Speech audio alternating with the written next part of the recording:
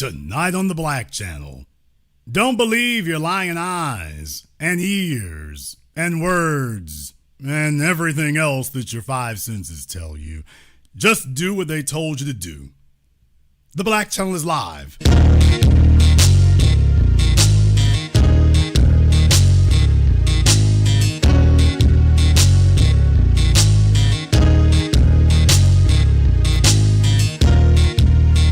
Unapologetic, unadulterated, and absolutely uncompromising.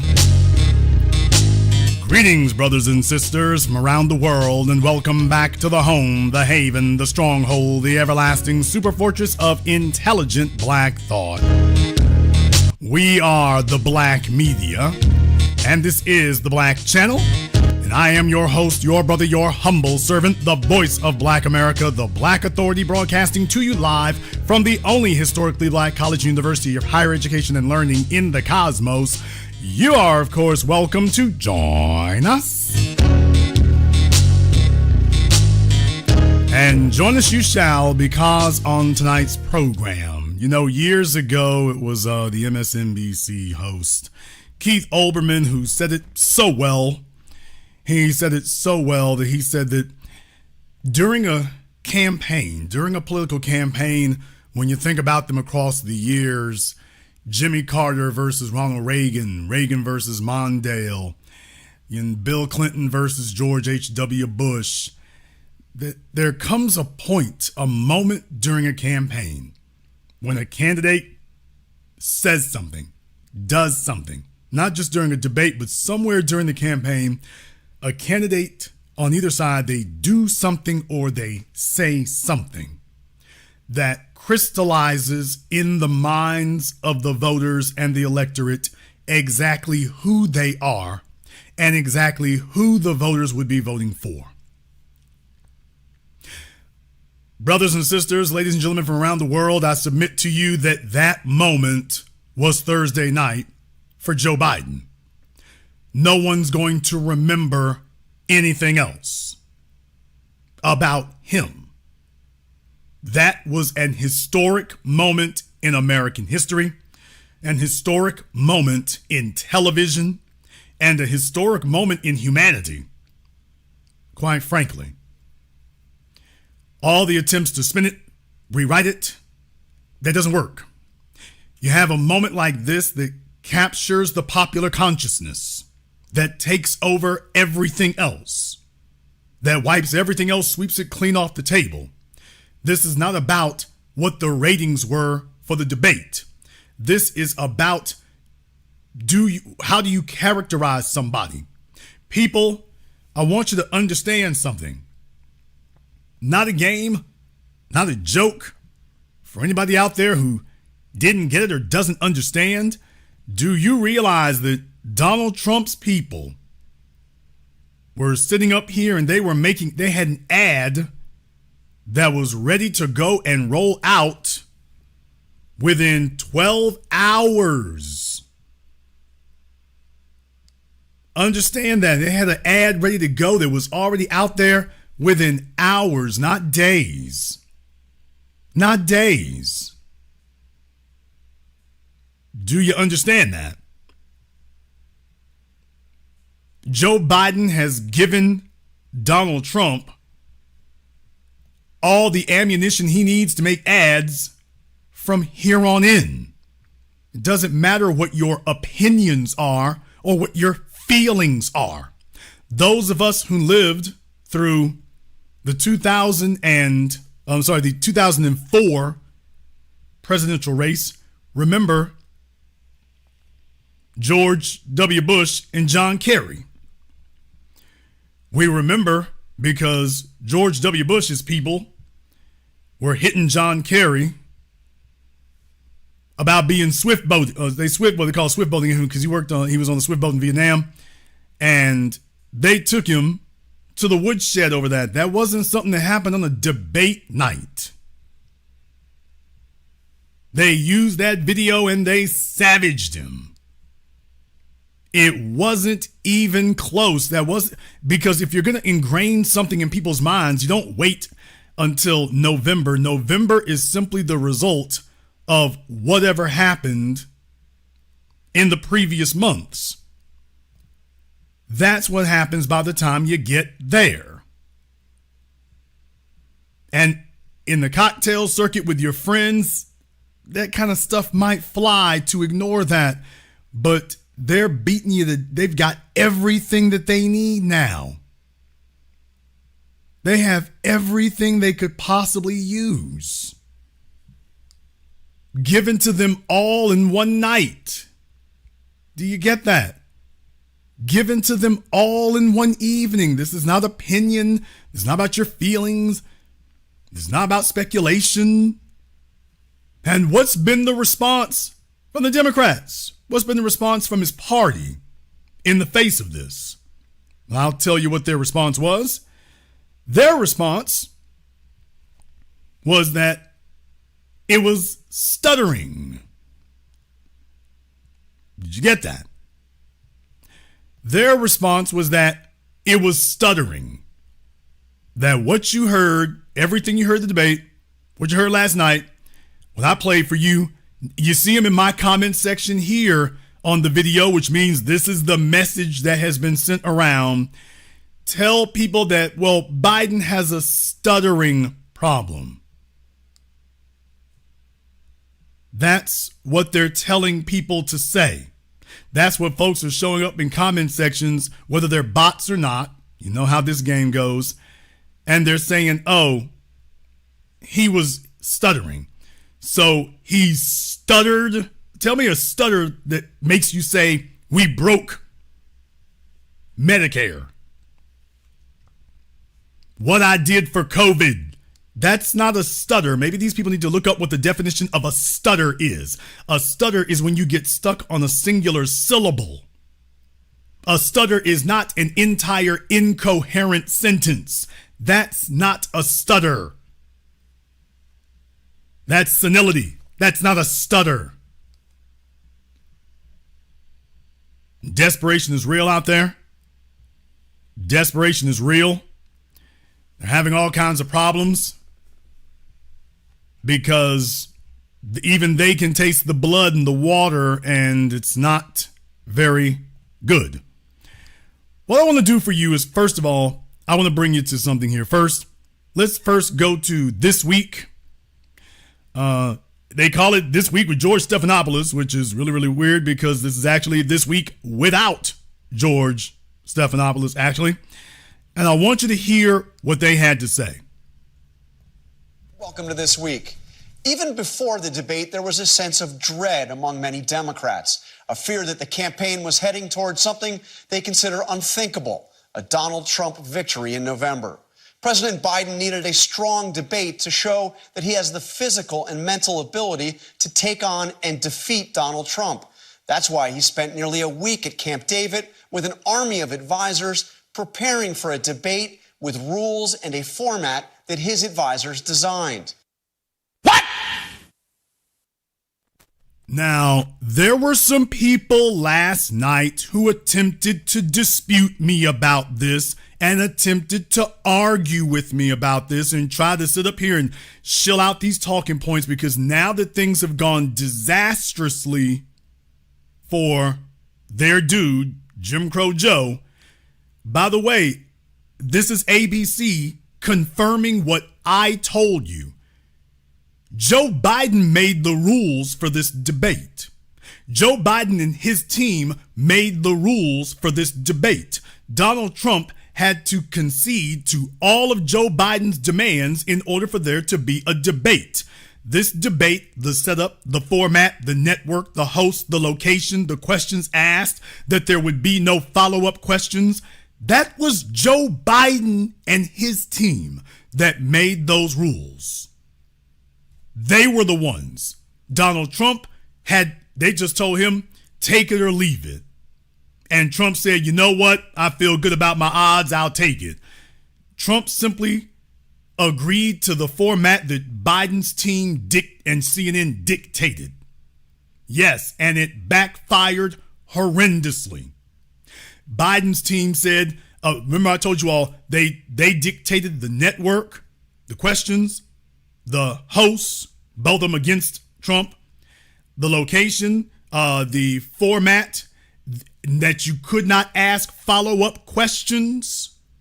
That was Joe Biden and his team that said you can't ask follow-up questions. That there was no audience. This was all Joe Biden. He chose this. He was the one who said those are the rules that he thought would make it most advantageous for him to beat Trump.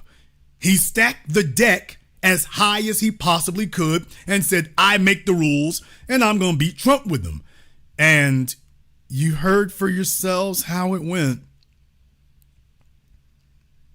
Although, let me tell you right now, it gets even worse. Over there on CNN, none other than Jimbo Jangles Clyburn was on CNN today. Not 3 days ago, not 2 days ago. He was on there today. And I want you all to hear what now he was talking to Dana Bash. And remember, Dana Bash, the woman on the left there, remember, she was one of the hosts, one of the moderators of the debate. It was her and Jake Tapper. So this is Jimbo Jangles talking about the debate and complaining about it while he's talking to one of the moderators, and something happens. Listen in. That he was loaded up with the next day. I just don't see it. I don't want on Thursday, though.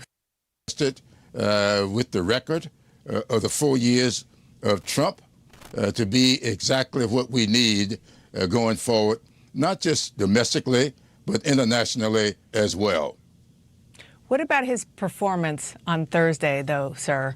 Do you understand why some Democrats, some independents who were not that interested in voting for Donald Trump and were considering voting for Joe Biden look at that and say, I just don't see it. I don't want to vote for him. What do you say to them? I would say to them, take into account the record. Yes, it was a bad performance. I've been around these things. I've been a part of debate preparation before, and I know what when I see what I call preparation overload. Nigga, please. Yeah, I mean, these are the excuses and the splaining they given that, oh, Biden was given preparation overload, that Biden is so smart, Biden is so capable, Biden is so sharp that they just gave him too much information. That's what Jimbo Jangles is saying on CNN today. So him and the Democrats have gotten together with an emergency meeting because they're supposed to be out of Congress until next week. They've gotten together for an emergency meeting to clunk their jugheads together. And this was what they came up with. That we need to tell them that Biden is so smart that they actually tried to cram too much into him, and it's preparation overload. That you gave him too many facts and figures. And I told you all last night, yeah, for a person having cognitive decline, yeah, giving him a list of things, and that means 3 things, yeah, that's too much. A person with cognitive decline can't categorize and organize things like that. You're giving them too much, but too much means more than 2 or 3, a list of things to remember. People with mental and cognitive issues can't handle lists. They can't memorize lists like that. They immediately fall apart. You can't give them bullet points to remember, and you certainly can't give them a whole speech to remember. Joe Biden does great, relatively speaking, compared to that debate, when you put a teleprompter in front of him. Having to speak spontaneously or extemporaneously doesn't work anymore. But this is what Jimbo Jangles came out there to say.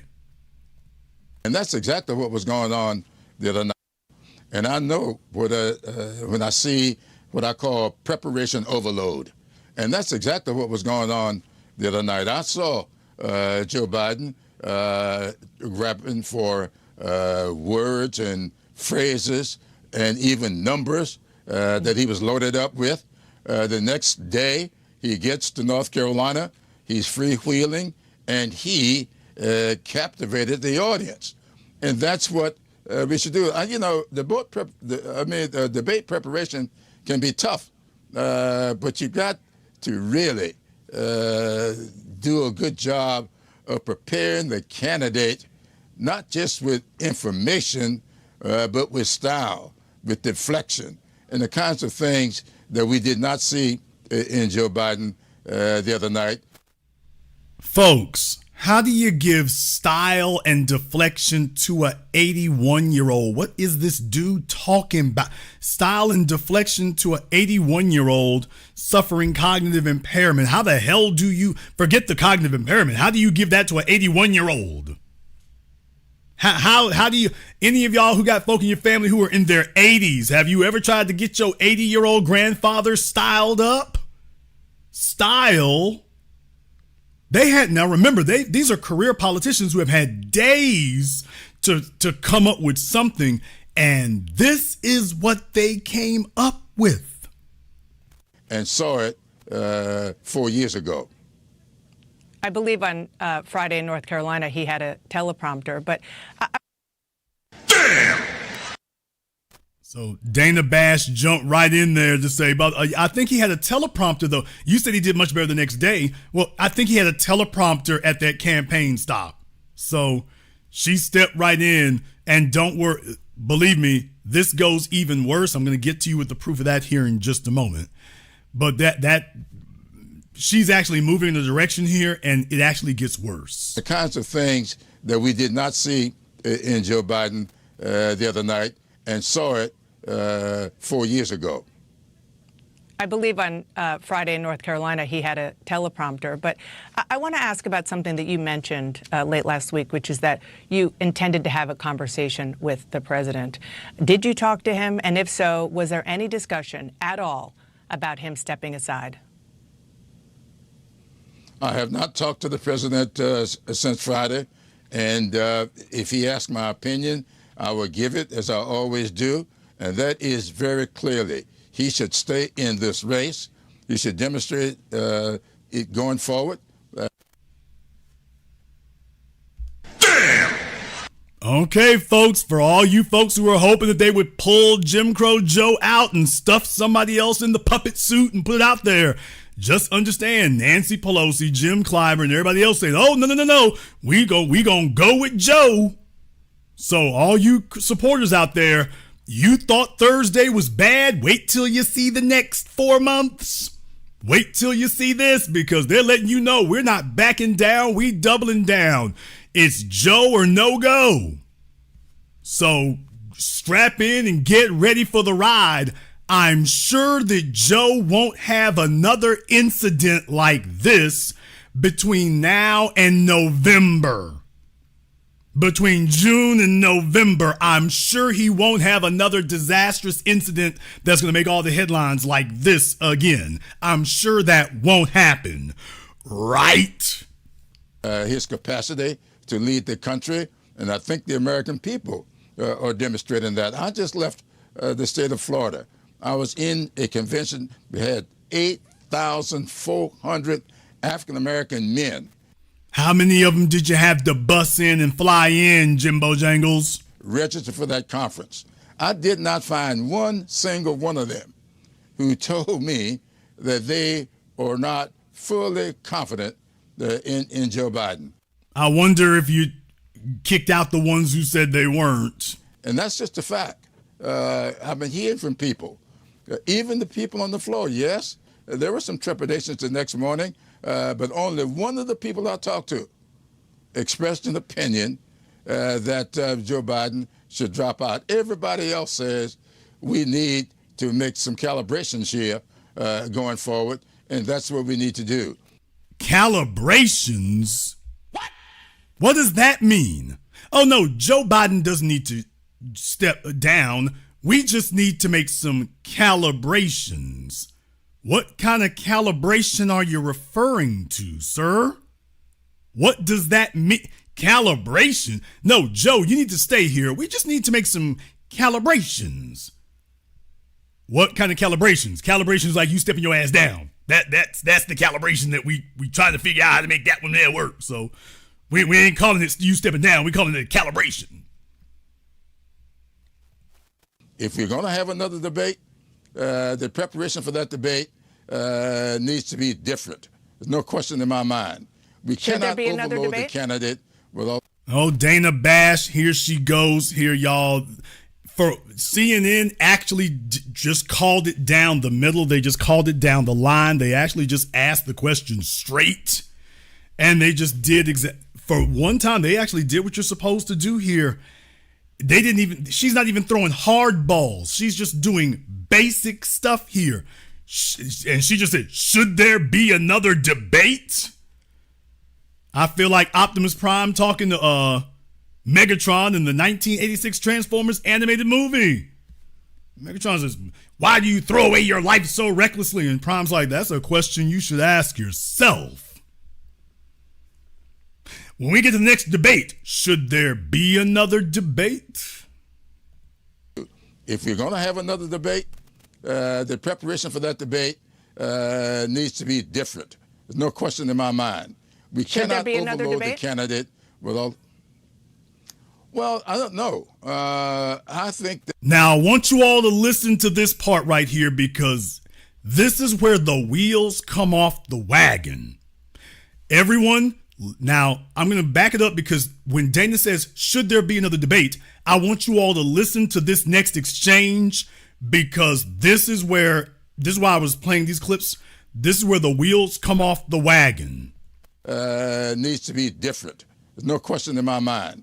We cannot overload the candidate with all. Well, I don't know. I think that Joe Biden will do well with the debate. I think it all depends upon what the rules are. I don't like a debate where nobody will do any fact checking. You just say what you want to say. You know it's a lie. The guy told 30-some-odd lies, and nobody checked him on it and said that was up to Joe Biden to do. I'm not too sure. If I ask you a question and you lie to me with the answer, I ought to follow up and give you what the facts are and see what your reaction to that will be. So that, to me, was not the way to plan the debate, and whoever did that or agreed to that really should think about what they're doing. Yeah, okay. Well, it was a debate agreed to by President Biden first, who proposed this debate.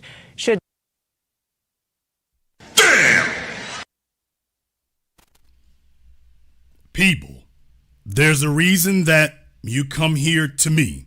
There's a reason that we are the new black media. There's a reason I'm your anchor man. I'm showing you from more than one source that they're all saying, by the way, forget the damn spin. Joe Biden chose these rules. And Jimbo Jangles just sat there in front of one of the moderators from the debate talking about, welcome y'all having a debate and ain't doing no follow-up questions. And she sat there, well, sir, these are the rules that Joe Biden gave us. So Jimbo Jangles has made a straight up geritol geriatric metamucil ass of himself. This is what you get when you have a bunch of old fossils. They don't fit their suits well. They don't fit their brains well. And he's sitting there with the moderator thinking he gonna check her. And she's like, well, sir, these are the rules Joe Biden made. So, yeah, these are his rules. We didn't make these rules. He made them.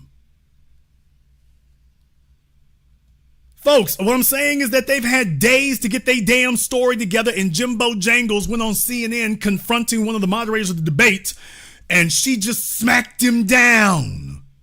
He said something so monumentally stupid, which just simply shows that he's not even aware of who made he's going to go in there knowing that he's about to try to scold them about the rules of the debate, and didn't even bother to ask, by the way, who asked for that rule? Did CNN do that?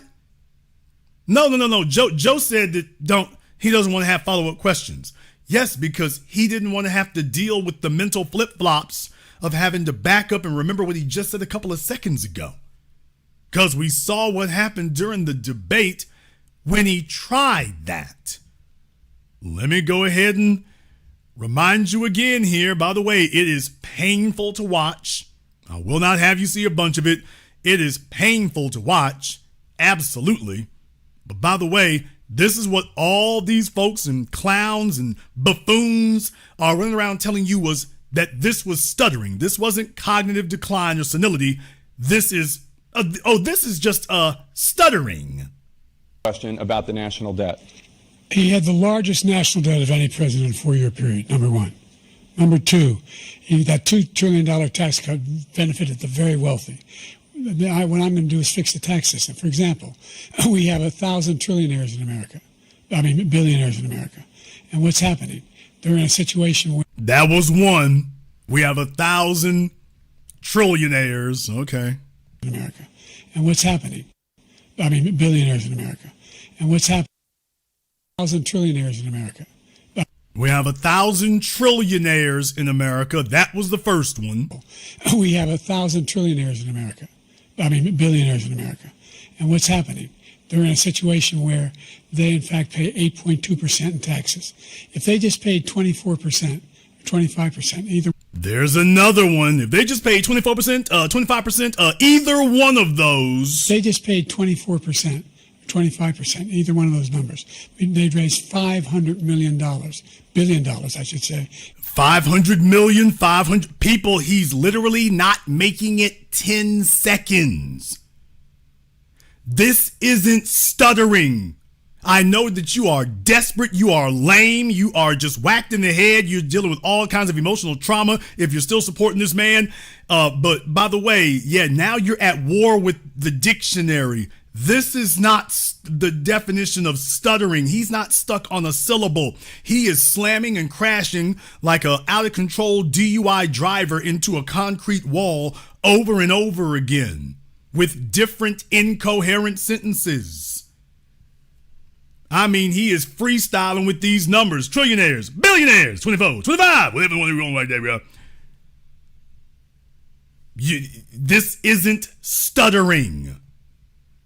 How are you going to lie to the world? You talking about Trump is a liar, and here you come talking about, oh, that wasn't misspeaking. That wasn't senility. That's stuttering. But he's saying whole sentences. Stuttering is, you're not stuttering if you're saying an entire sentence. If the sentence makes no sense, that's not stuttering either. That's something else. Either one of those numbers. They'd raise $500 million, billion dollars, I should say, in a 10-year period. We'd be able to wipe out his debt. We'd be able to help make sure that all those things we need to do, child care, elder care, making sure that we continue to strengthen our health care system, making sure that we're able to make every single solitary person eligible for what I've been able to do with the with the COVID, with dealing with everything we have to do with, look, if we finally beat Medicare. Thank you, President Biden. President Trump? That last part at the end, that's not stuttering. For my people who work in health care, my people who work with special need children, my people who work with special ed, you know that's not, my people who work in nursing homes. We've all seen that. That ain't stuttering. How dare you insult our intelligence because you're so pathetically desperate to get this empty suit in office by any means that you would sit up here and try to gaslight all of us and tell us that that's stuttering. That's an insult to people who stutter, and it's a crime against people who have mental decline. That we can't deal with the actual issues because you are just so shamelessly desperate and avaricious to have your way that you just gonna lie to everybody. That wasn't stuttering. He said, you know what I did with the COVID, we beat Medicare. That's not stuttering. We beat Medicare. That's not stuttering. That's a sentence. It's a sentence with no context. Yeah, but it ain't a stutter.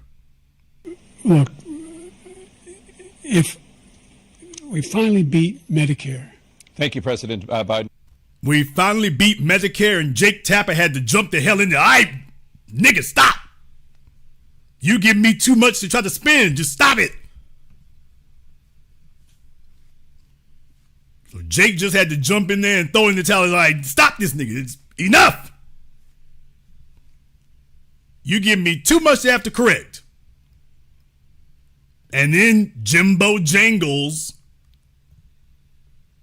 wandered and waddled himself over to CNN to tell you all what the facts is.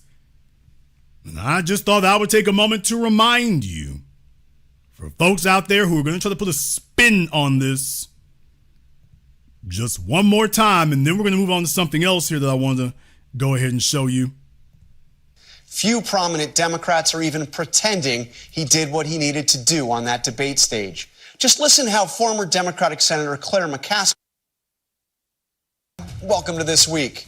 Even before the debate, there was a sense of dread among many Democrats, a fear that the campaign was heading towards something they consider unthinkable, a Donald Trump victory in November.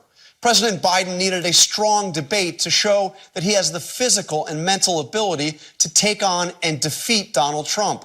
That's why he spent nearly a week at Camp David with an army of advisors preparing for a debate with rules and a format that his advisors designed.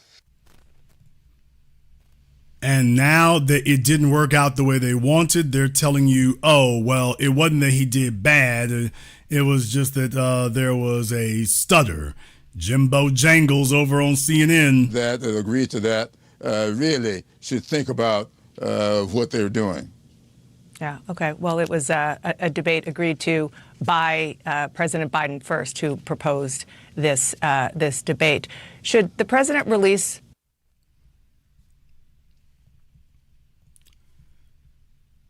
There comes a point in time when you are watching politics, if you're watching it, if you're listening to it, if you're following it there, when you try to stay on top of the facts and the figures and the events, and an event, something happens that simply wipes everything else off the board, and it encapsulates and characterizes your candidate.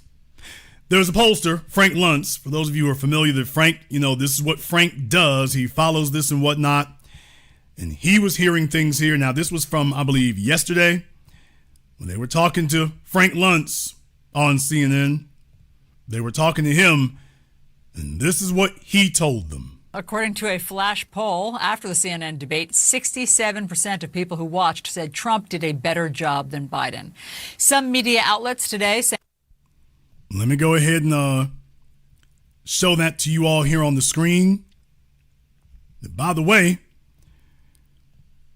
you can take a look at that graphic. Who did better in the debate? 67% said Trump, 33% said Biden. So essentially, Biden should have just went to Dairy Queen and went on back home, basically, is what he should have done. Saying Biden's performance was so poor, he should reconsider his run. Let's bring in pollster and communications strategist Frank Luntz. All right, let me back it up so you can hear the whole sentence. People who watched said Trump did a better job than Biden. Some media outlets today saying Biden's performance was so poor, he should reconsider his run. Let's bring in pollster and communications strategist Frank Luntz. Frank, great to have you. Great to see you. So it's been almost 48 hours, but it doesn't feel like the dust has settled. Where are you at this hour? It is not settled. And I'm getting calls and emails and texts and WhatsApp. What's going to happen? Is Biden going to stay? And I think the answer to that is pretty clearly yes. Did this make a difference? And the answer to that is pretty clearly yes. But the difference is going to be small, and here's why. Only 4% of Americans are truly undecided. People will make the claim, I haven't made up my mind. But they will have decided against Joe Biden or against Donald Trump. They just don't know if they're going to vote for the opponent. That's not an undecided voter. It's just 4%. But where this does matter is those key swing states, and in particular Pennsylvania, Michigan, and Wisconsin. They matter most. At this point, Donald Trump is beating Joe Biden among the other close states, Georgia, North Carolina, that you showed right there, Arizona, and Nevada. But that doesn't take him to 270. He has to win one of those three.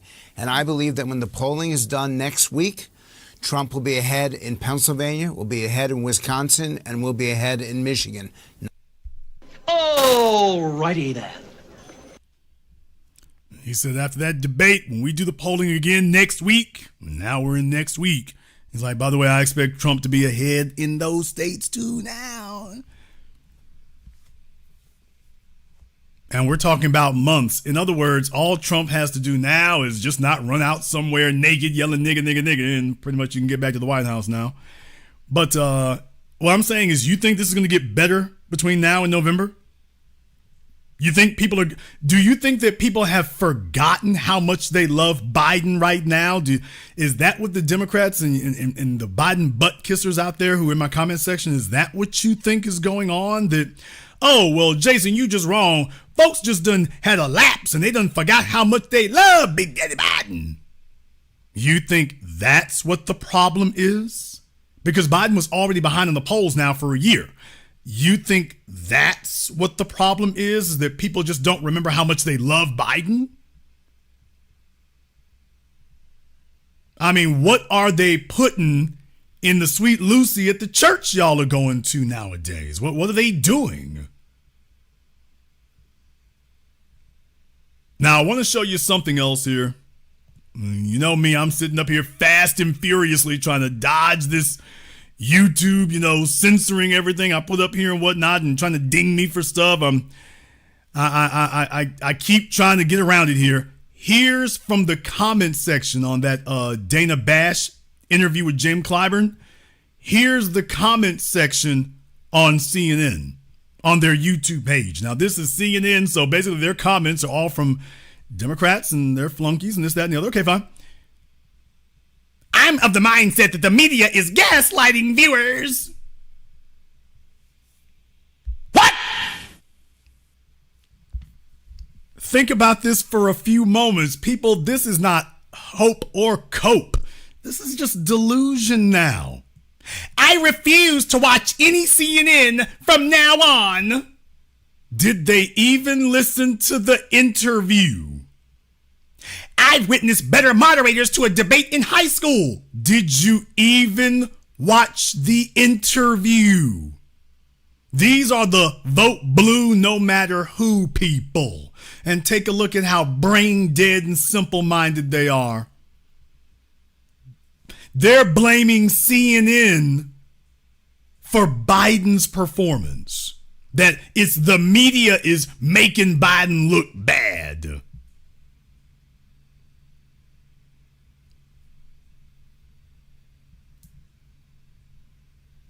To my understanding, CNN moderators would not fact check accordingly to rules set for the debate. It was not a fair rule for participants when one is prone to telling so many lies. Then why did Joe Biden ask for that rule? Somebody need to ask why she didn't fact check him during the debate.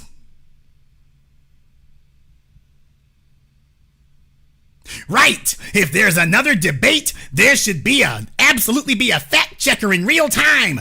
Dana on here now and not calling out Trump's bullcrap in her face lies on Thursday. I mean, all caps. I mean, they're losing their minds. This is the comment section on CNN's video. They're not blaming Joe Biden. They're not blaming their candidate for being a bad candidate. They're blaming the moderators and saying you're bad moderators.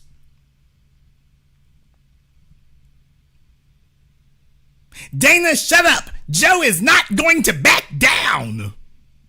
Y'all, don't you know that Donald Trump is over there like, Lord, please, Lord, you and I are good friends. We were, at the golf course here Tuesday. I get it. But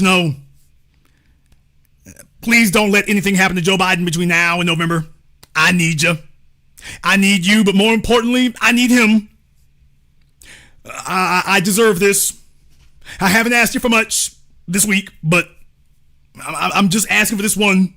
If nothing else comes through, keep Joe healthy as he gonna get between now and November. Please don't let anything happen to him. I need him to come through for me. Lord, I need you to come through for me, but more importantly, I need Joe to come through for me. So if you can take care of that, I'd appreciate it. Free comps at my casino. I'll see you there. Ciao. Folks, do you think that Donald Trump is worried about Joe Biden? The only thing he'd be worried about is Joe Biden hurling profanities and invectives and throwing his walker at him on stage. Now, Trump is probably worried about that. But do you think that Trump wants anybody other than Joe Biden? Do you think he wants Joe Biden to back down? Do you really believe that Trump wants Joe Biden, anybody but Joe Biden, to run for president right now? You think he wants anyone else on that stage? At the next debate, I will be surprised if Trump doesn't show up with a flower shirt and some Bermuda shorts and some sandals and some sunglasses. I'll be surprised if he doesn't show up dressed like that. Because all Joe got to do is let the moderators ask a question and then just sit back and all Trump has to do is let the moderators ask the first question, because we know where it's going to go after 5 minutes. Joe going to be out of gas and it's just going to be rambling. Trump won't even have to do nothing. I mean, he'll agitate him a little bit to frazzle him, and after that, he going to be gone. It's going to be like him on some Hennessy. He going to be gone. Joe's not going to back down. Joe needs to back down. For a man who can barely stand, backing down seems like a very possible next move. He might not back down, but he will fall down. Dana Bash and Jake Tapper were horrendous moderating that debate. They completely dropped the ball. They dropped the ball. They didn't do any basic fact-checking on Trump and Biden's lies. It has to be the worst moderating job of the presidential debate in recent history. Once again, so you're blaming the moderators because you had a bad candidate.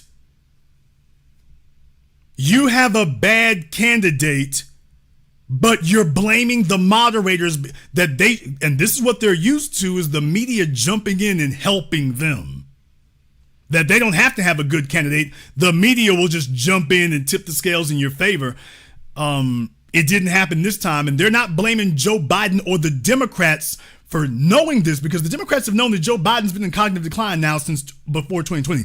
They've known this the whole time. These people are not blaming the Democrats or themselves for supporting Joe. They're blaming everybody else. Can people this criminally immature, should they be allowed to have a vote at all? CNN disgusted me during that debate. They were just sitting there like robots, asking questions that were poorly put. We need moderators who are prepared to fact check too.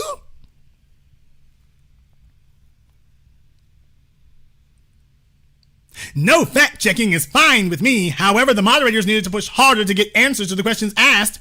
Trump didn't answer any of them. Biden didn't answer them either, unless you think we beat Medicare as an answer.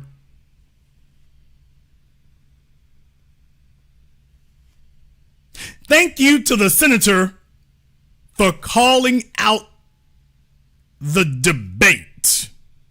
What?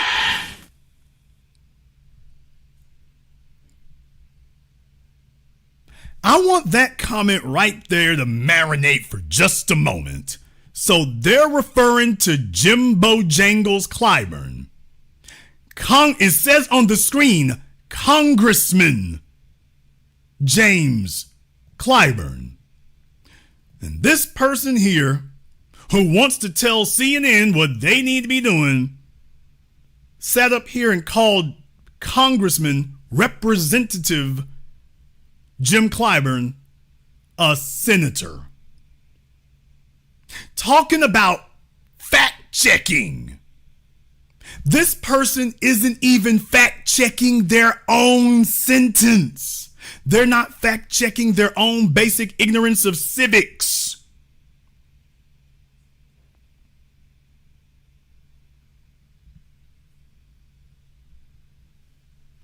But they want to tell CNN about fact-checking. Think about that for a few moments. Yeah, and got 91 likes, by the way. Got thumbs up from 91 people. You know those man on the street things that Jay Leno used to do about folks who were ignorant as hell about civics and basic questions? You want to know where those people are today? They're in the comment section. Talking about Biden was stuttering. And talking about the problem was the debate moderators. Yeah. Oh, Dana, you fact check Mr. Claiborne about a teleprompter, but you let Trump live for 90 minutes. Do better, Dana and CNN. Folks, let me go ahead and show you again. You can see the man's damn name, James Clyburn, and his supporters are calling him James Claiborne. Mr. Claiborne. I want you all to see the comment section so you can see the caliber, IQ, and aptitude of the individuals who are upset, not with Joe Biden and the Democrats, but upset with CNN and anybody else, anybody involved with the debate. They're upset with them. This is the person upset with them. And one person is here for Senator Clyburn, and another person here is for Jim Claiborne. These are by the way, fact-checking. They're complaining about fact-checking. These niggas ain't even spell checking. What? So CNN needs to fact check and you don't even need to spell check. And you sitting there looking at the damn screen with the man's name on it, and you can't be bothered to do that, but you're here to wag your finger at CNN about what they getting wrong. Yes, and 62 likes, by the way. Dana, go home, sit your butt down. CNN has gone to hell. So let me get this straight. CNN was fine 72 hours ago. CNN was the place. These people weren't talking like this 4 days ago. These people weren't saying CNN is bullcrap and gone to hell 4 days ago. They loved CNN 4 days ago. They said, yeah, Jake Tapper, Dana Bass, this will be great. They loved CNN 4 days ago. Joe Biden got up on that stage and was himself. Now, and they just sat back and let him do it. And now they're sitting up here acting as if anything Trump said affected. Biden was doing good. Y'all let Trump tell all them lies. How good did Biden look? He looked awful, but you should have called out Trump. You think that that's going to make Biden look better? You think that if the moderators had jumped in out of their place trying to be the spin doctors for Joe Biden, that would have made Biden look better? All that stumbling and stammering and loss of thought. Y'all think that's what the problem was? The moderators should have did more interfering. You think that was going to make Biden look better? How simple-minded, childish, and ignorant do you have to be to sit up here and say something like that? Obviously pretty damn, obviously. Obviously pretty damn.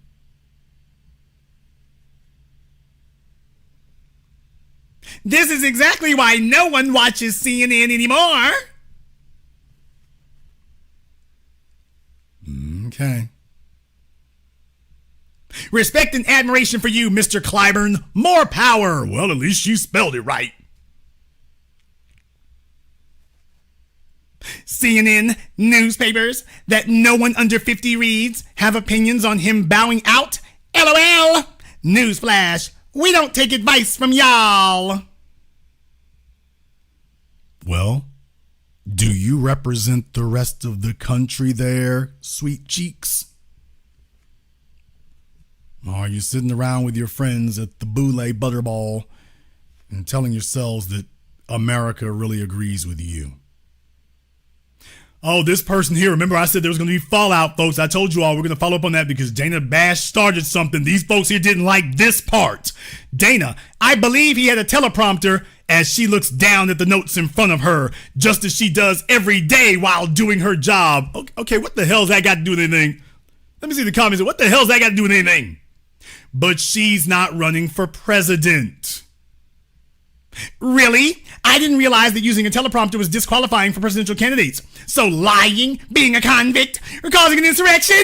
All perfectly fine, but teleprompter is not. By the way, Trump is always complaining about... Y'all, do you see what's going on here? She's talking about why come he can't have a teleprompter at a presidential debate.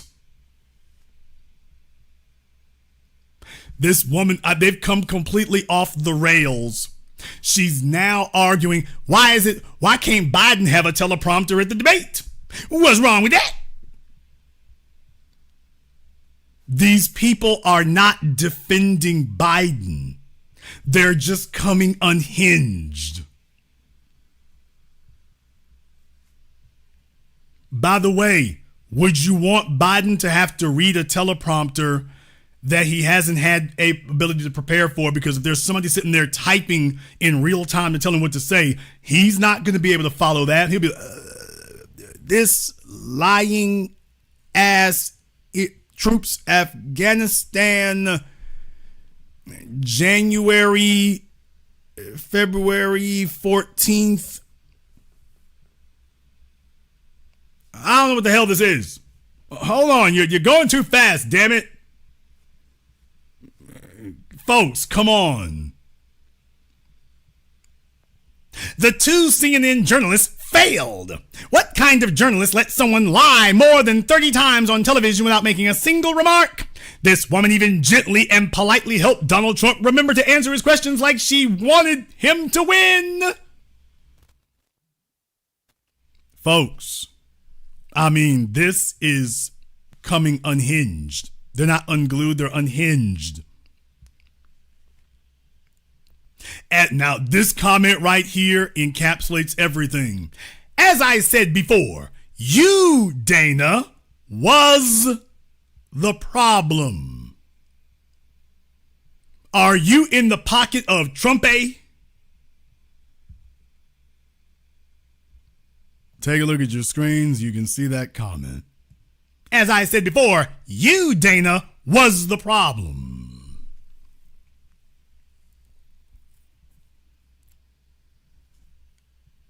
So, this isn't the problem. Thank you. Let's turn now to the issue of immigration and border security. President Biden, a record number of migrants have illegally crossed the southern border on your watch. Overwhelming border states and overburdening cities such as New York and Chicago, and in some cases causing real safety and security concerns. Given that, why should voters trust you to solve this crisis? Because we worked very hard to get a bipartisan agreement that not only changed all of that, it made sure that we are in a situation where you had no circumstance where they could come across the border with the number of border police there are now. We significantly increased the number of asylum officers. By the way, the Border Patrol endorsed my position. That was actually a lie. By the way, the Border Patrol went on Twitter, on their Twitter account, and said, we have never and will never endorse Joe Biden. So, by the way, for the folks who want the moderators to jump in, by the way, they would have had to stop him right there and say, actually, no, they've never supported you. They've never endorsed you. They just said they would have never endorsed you and would never endorse you. In addition to that, we found ourselves in a situation where when he was president, he was separating babies from their mothers, putting them in cages, making sure the families were separated. That's not the right way to go. What I've done since I've changed the law, what's happened? I've changed it in a way that now... He didn't change the law. He didn't change the law. He didn't change any laws. Should we stop him there? You didn't change any laws, sir. Was that a stutter? For all the Biden butt kissers, by the way, was that a stutter or was that another senile senior moment? You're in a situation where there are 40% fewer people coming across the border illegally. That's better than when he left office. And I'm going to continue to move until we get the total ban on the total initiative relative to what we're going to do with more Border Patrol. That wasn't a stutter. I'm going to keep going until I get a total ban. A total initiative. That's not stuttering. That is half a thought. And oh yeah, he called himself. We're going to keep going until we get a total ban on illegals. Well, that's great because Trump can go ahead and drop out the race now. but he just sat there. He was about to say a total ban on them. Then he stopped. That's not stuttering. Would you like some fact checking on it, by the way? Because that's not stuttering. On the total better than when he left office. And I'm going to continue to move until we get the total ban on the total initiative relative to what we're going to do with more border patrol and more. Yeah, y'all, you see Trump, as soon as he started bumbling and babbling, you see Trump's face changed over there. That's why the ones who want to show Biden at first, they had got to put the camera back on Trump. They needed to show both of them. They tried to show us both of them as much as they could, because otherwise, if you're giving a bunch of FaceTime to one candidate or the other, that's being biased. But as soon as he started saying that, you see Trump's face. Until we get the total ban on the total initiative relative. Yeah, as soon as he said total ban, did you see Trump was like, wait a minute, did you say ban? Why are we running against each other then? Total ban? As soon as he said total ban, Trump turned, nigga, what? Why are we running against each other? What the hell is this? You go to the retirement damn village. I'll take care of it from here. You want a ban? I got that. On the total initiative relative to what we're going to do, we get the total ban on the total initiative. You see Trump's eyes shifted first. Trump's eyes shifted and his head turned. He's like, nigga, what? Wait a minute. Roll that back. On the total initiative relative to what we're going to do with more border patrol and more asylum officers. President Trump? I really don't know what he said at the end of that sentence. I don't think he knows what he said either. Look. Debate over. Debate over. George Benson, Dan Quayle, sir, I knew Jack Kennedy. You are no Jack Kennedy. Reagan versus Mondale. I will not hold my opponent's youth and inexperience against him. Folks, I mean, there are moments that happen in the campaign. There are moments that encapsulate everything. And Trump's like, yeah, I don't know I'm with the rest of y'all. I don't know what the hell I just heard. Now, I sure don't think he knows. So let me just move on along. You said something about immigration. Okay, let me tell you what I think. I can't even respond to him. Can't do it. Can't do it. So, yeah, folks, that wasn't stuttering. That wasn't stuttering.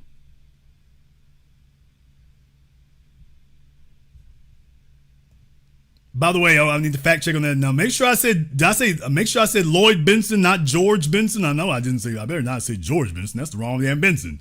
Did I say Lloyd Benson? I should have said Lloyd Benson. Don't say I said George Benson. Wrong Benson. But in any case, man, look here. Okay, I'm about to say, I thought I said Lloyd Benson. I'm about to say, what the hell? Somebody's chat room. Lloyd, there's Lloyd. I'm saying, what, did I say it wrong or something? It's Lloyd, they echoing in there. Lloyd, that's right, Jason, you're right, Lloyd. Okay, well, thank you. All right, thank you for the attaboy. All right. Moving right along here. Yeah, folks, it's been a rough year. It's been a rough week. And it's not going to get any better here. However, we could have warned them. We could have warned them.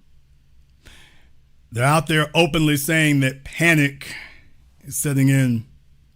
Panic is happening. From their side, you think it's going to get better in the next 4 months? You think Biden is going to have a better performance in the next 4 months? You think it's going to get better from here? Now, I could show you something else as well, by the way, because even in my comment section, that's what we were looking at. Even in my comment section, I've had people on my broadcast last night. People on the broadcast, there were people in the comment section from the broadcast last night, and I mean, boy, they're sitting up there with Biden did great. You're miscounting. He just was stuttering. I mean, this is how desperate they are to sit up here and revive this man in something. This is how far along they've gone. This is how low they're willing to stoop, that they heard the exact same damn thing you and I did, and they're telling you and me, oh, yeah, that was just stuttering. That was just stuttering. That's all. That was it. Biden was doing fine, is what you're saying. What you're trying to say is that you think that Biden was doing fine. That you heard that and you think Biden was doing great. And that the rest of us need to get our damn heads together and just realize how great of a job that Biden was doing. And that if we would all just recognize where we wrong at, that we will see what that is. Nobody said a word about Joe Biden and alleged stuttering until he started getting, I would say till he started getting his backside washed, but I don't want to get off into something here like this. I don't want to go down that road, but there were folks in my comments section from last night talking about, that's not right, he was stuttering. He was stuttering. So in other words, this is what they've gone around and told people to say.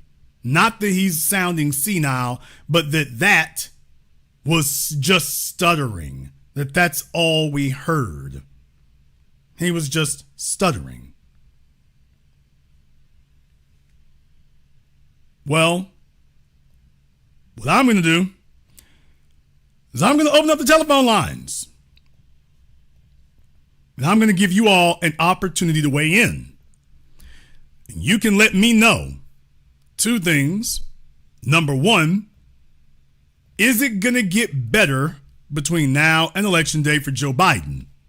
Are the people going to move on with their lives, forget about the debate, ignore all the campaign ads and the hundreds of millions of dollars that will be spent reminding people that, by the way, that's happening? And let me tell y'all, when it really gets ugly, when Saturday Night Live gets involved with this. What? Oh, folks, when Saturday Night Live gets involved, or when the comedians get involved, when Bill Maher and them look as comedians, they have no choice. This is low-hanging fruit. The comedians and whatnot will have no choice. It's low-hanging fruit. You can't ignore this. These jokes write they damn selves. This is an easy night an easy day at the office for these jokes. This monologue writes itself. And you gave them 4 months. You've given them 4 months of time that they have to fill. And you think they're going to talk about Trump the whole damn time with nobody laughing? And you going to bust out the jokes on Biden and these damn jokes write themselves? You think that's going to happen? Look, a comedian can afford to be many things. Here's the one thing that a comedian cannot afford to be. He cannot afford to be unentertaining. You can't go out there and tell folks a bunch of lame-ass Trump jokes every damn night and ignore the obvious and think that that's going to work. A comedian has to be entertaining. Presidents come and go. Your career will go down in flames if you're boring every damn night. Jokes on Biden, this writes its damn self. Writes itself. So just understand, you've given them too much material and too much time.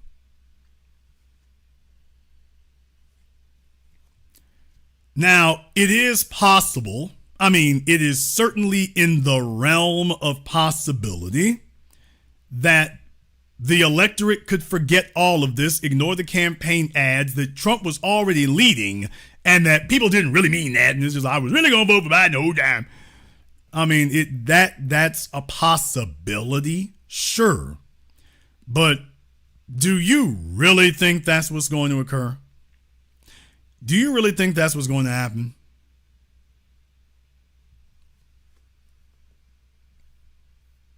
There are moments in time in history that crystallize a campaign. This election cycle, it just got crystallized for Joe Biden. And he has 4 more months. Now, let me tell you all what the advisors are telling him. The advisors are telling Joe Biden that he needs to immediately jump back on the horse. They're telling him that he needs to immediately go on a media tour. What? No, folks, I'm serious. There were other interviews on CNN and other outlets that were saying that he needs to go and do a bunch of interviews. That's not gonna help him. Sitting him in front of a bunch of media folk throwing softballs and asking a bunch of banal questions and editing the footage. That's not gonna help him. And need I remind you all, they're supposed to have another debate in September. You think things are going to get better between now and then? You think Joe's going to get sharper and whatever medication they put him on, they're going to get a stronger dosage between now and then? This is not politics that I'm discussing with you all tonight. This is math. This is mathematics. However, you might disagree. Therefore, the telephone lines are now open. The number is 646-787-1933. That's 646-787-1933. Your personal access code to the blackest radio program in existence, the only one of its kind on planet Earth today. As always, all of you, including the Biden supporters, by the way, all of you are welcome to join us. I want to thank everyone who has contributed to support tonight's program on PayPal, Super Chat, Venmo. Andrea, thank you very much. We appreciate that. Miss Nancy, thank you very much as well in the Super Chat. My man, Mr. Richburg, as always. And Pamela, thank you very much. I appreciate that as well. Also here, we're taking a look at our crowdfunding for 8 a.m. The crowdfunding for 8 a.m. is underway here. We have 9 days left. I want to find out one thing else here tonight. Who's going to put us over 100? We're almost at 100 now. I want to find out here who's going to put us over that tonight. The phone lines are probably going to blow up very, very quickly here, so you have been warned in advance. Probably going to blow up very quickly in that regard. You've been warned in advance. We're going to go ahead and take a very brief commercial, non-commercial break. When we come back, probably see about taking your phone calls and more. This is the Black Channel. Hello, my name is Steve Burgess, and I'm the author of this book, Guidelines for the Successful Student, a closer look at parenting your school-aged child. In this book, I've explained the role of the parent and the student in addition to what accommodations, procedures, rewards and consequences and expectations that need to be in place to ensure student success from primary to high school. This book is available on Amazon.com. For more information, please visit my link tree at Easy One-on-One, and to access my latest podcast, A Teaching Moment with Mr. B. Thank you all for listening. A white supremacist assassin seeks revenge. Corrupt FBI agents with evil intentions. Dangerous black collaborators dedicated to treason. Occam Jeffers must defeat them all and somehow survive. One misstep and he's a dead man. Join Occam Jeffers as he looks the devil in his blue eyes and tells him, Black first. A sequel to the underground hit War of the Heart, Spirit of 1811 Publishing presents God Love Us, on sale at Amazon. Pre-order and save today. Visit spiritOf1811publishing.com and show your love.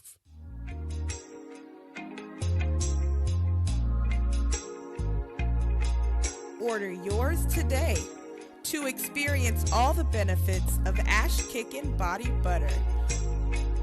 With skin so smooth and soft, you'll thank us for it. Shop Ash Kickin' online. That's ASHKICKIN.com.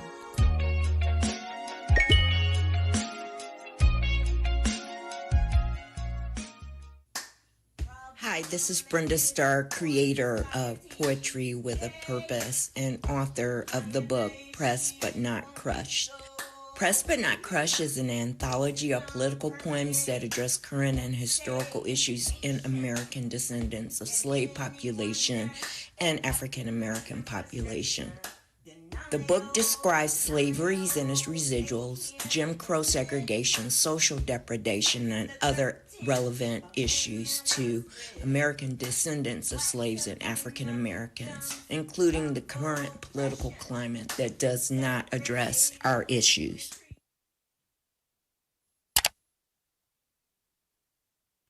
This is the Black Channel. I am your host, your brother, your humble servant, the Black Authority. Very glad to be with you all here this evening. And the telephone lines are now open. The number is 646-787-1933. That's 646-787-1933. Your personal access code to the Black media. We are discussing things where others fear to tread. And let me go ahead and deal with one thing here real quick, real fast. For those of you who it's the middle of campaign season, you're the slow bus kids, you're taking a bunch of L's, you don't like what you're seeing here because you made simple-minded and, quite frankly, idiotic and foolish decisions because you don't pay attention very well. When Donald Trump was president, we were on his ass every day. Go check our archive. We were not slightly critical. We don't support either of these folk. The Black media has never supported any of them. So those of you sitting up here groping for an excuse to get Biden off the hook. Well, why is it that you spending most of your time talking about Biden? For the same reason that I didn't talk about Obama as much when Trump was president. Because Trump, you the man in the White House. So you the one gets the smoke. As soon as Trump was out the White House, hello, Jim Crow Joe Biden. You're the one in the White House. You're the one who gets the smoke now. And if Biden defeats Trump, guess what's going to happen the very next day? Well, Jason, I thought we were getting along. We ain't getting along nothing. Cut the check. Otherwise, get ready for 4 years of the smoke for you. And that's all it's gonna be. Don't come to me about no Joe Biden. You in the White House now. If you have a problem with all the illegals running around, you're in charge now. You get to do something about it. So if you don't, who gets the smoke? Don't tell me about what no Joe Biden did.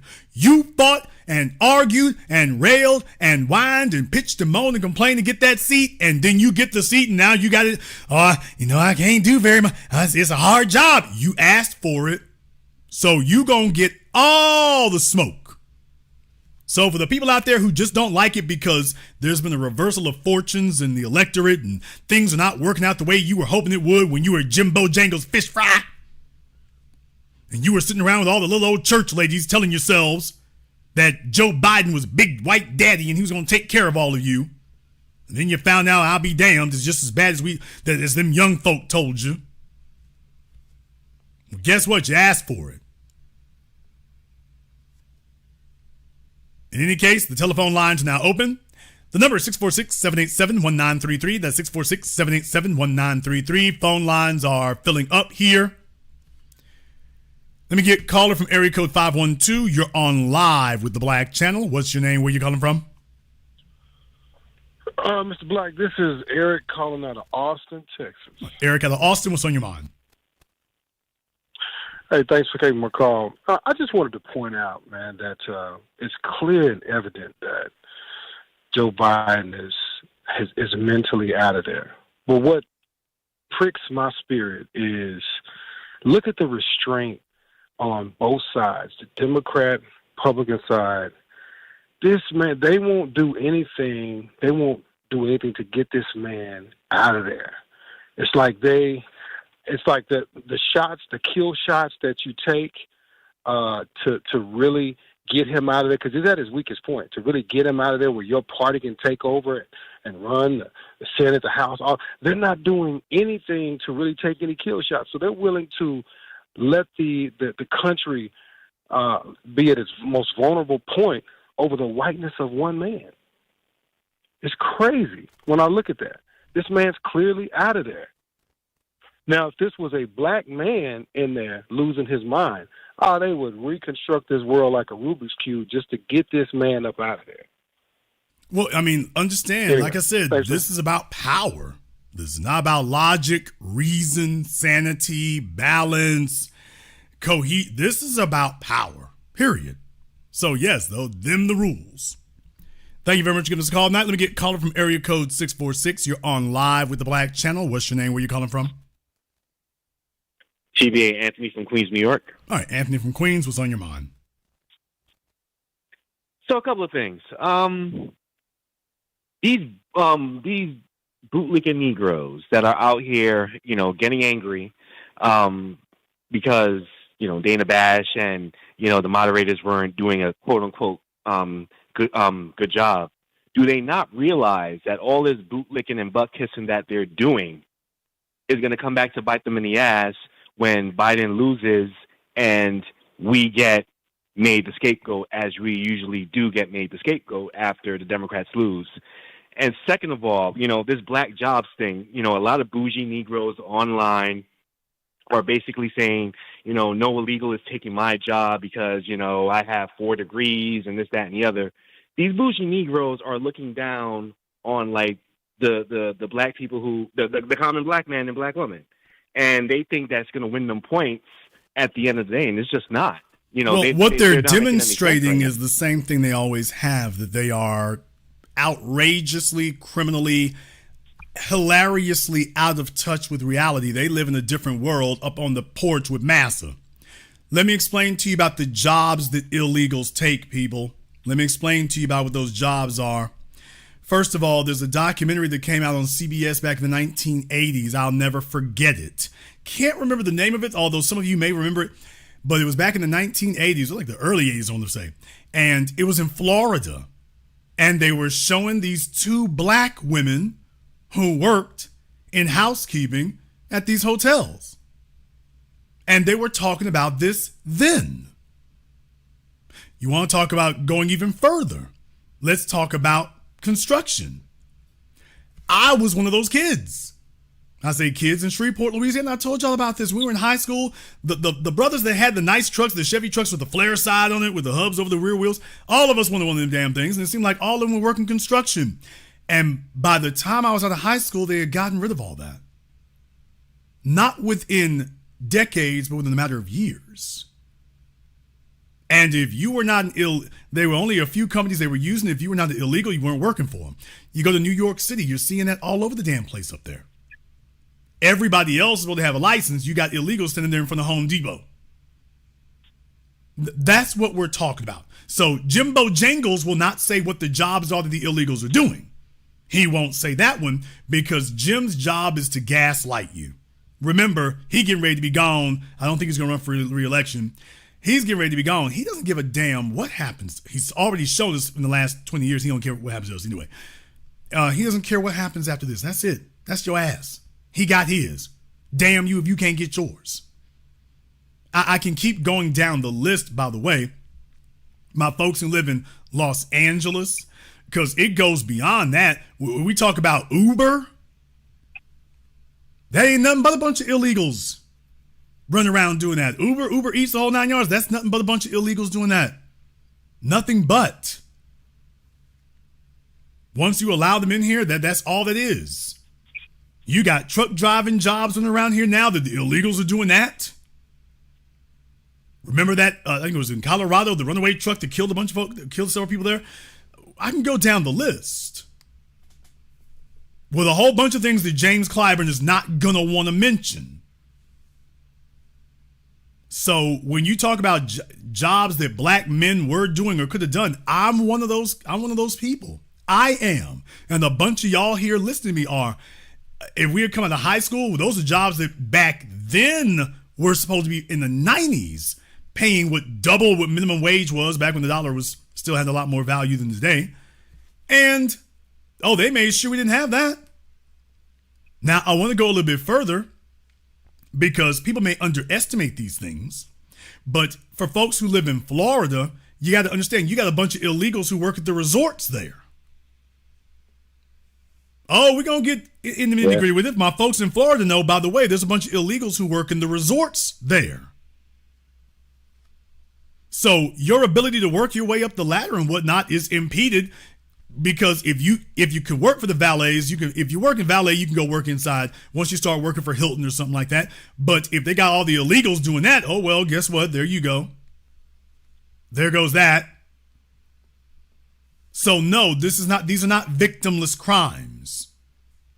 These are not victimless crimes. Another one, we talk about landscaping. Let me tell y'all, in Arizona, Florida, Georgia, the Carolinas, California, black men supposed to be landscaping contractors.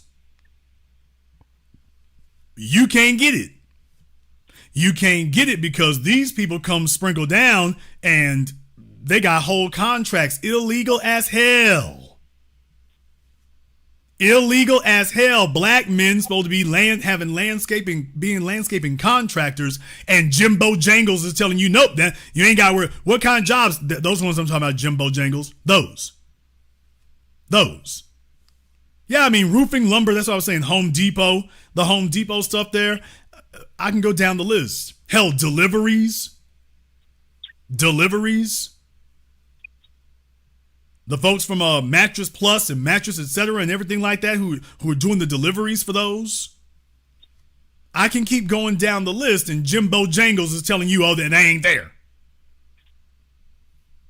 But he won't name what the jobs are because he doesn't want to have to admit what that actually is. So no, these are not irrelevant things. This is not a victimless crime. Never was. Thank you very much for giving us a call tonight. Let me get caller from area code 973. You're on live with the Black Channel. What's your name? Where you calling from? Teresa from Newark, New Jersey.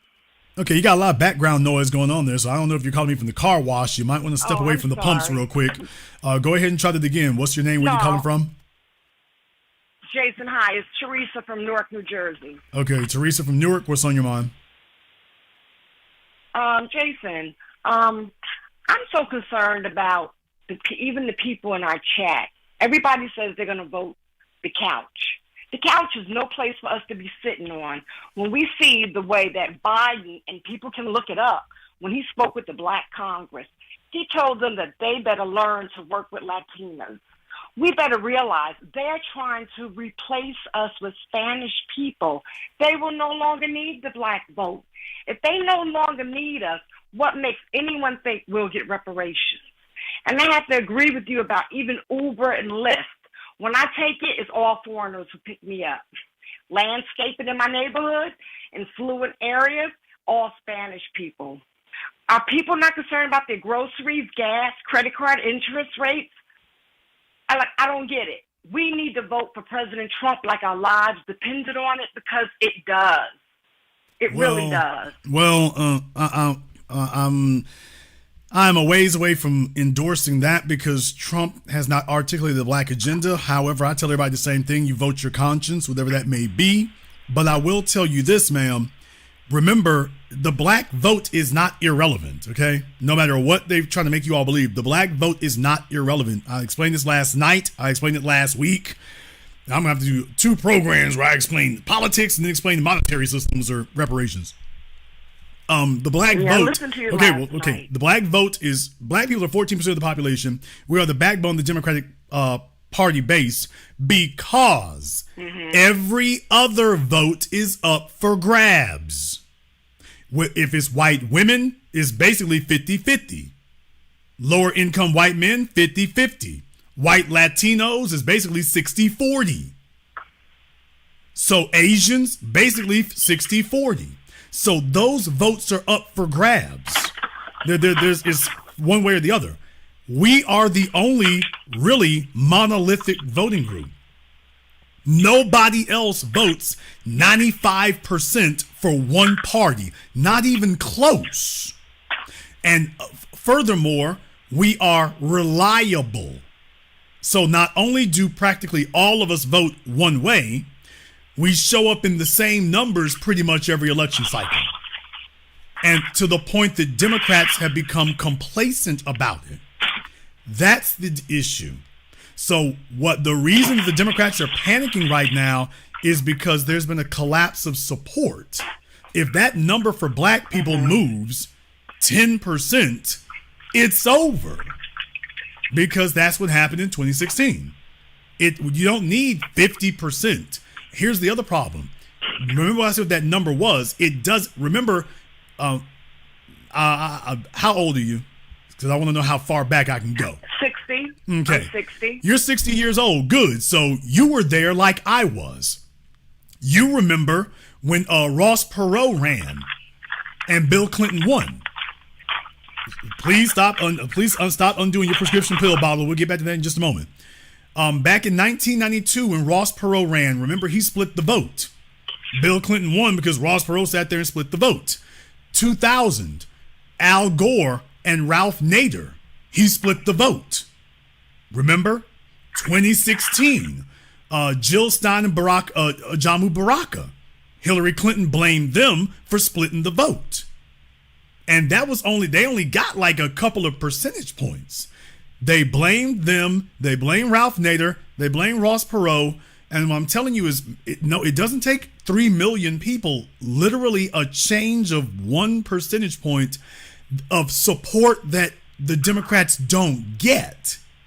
So what I'm saying is that ma'am, I can show you all right now, my email, Biden and them are apoplectic.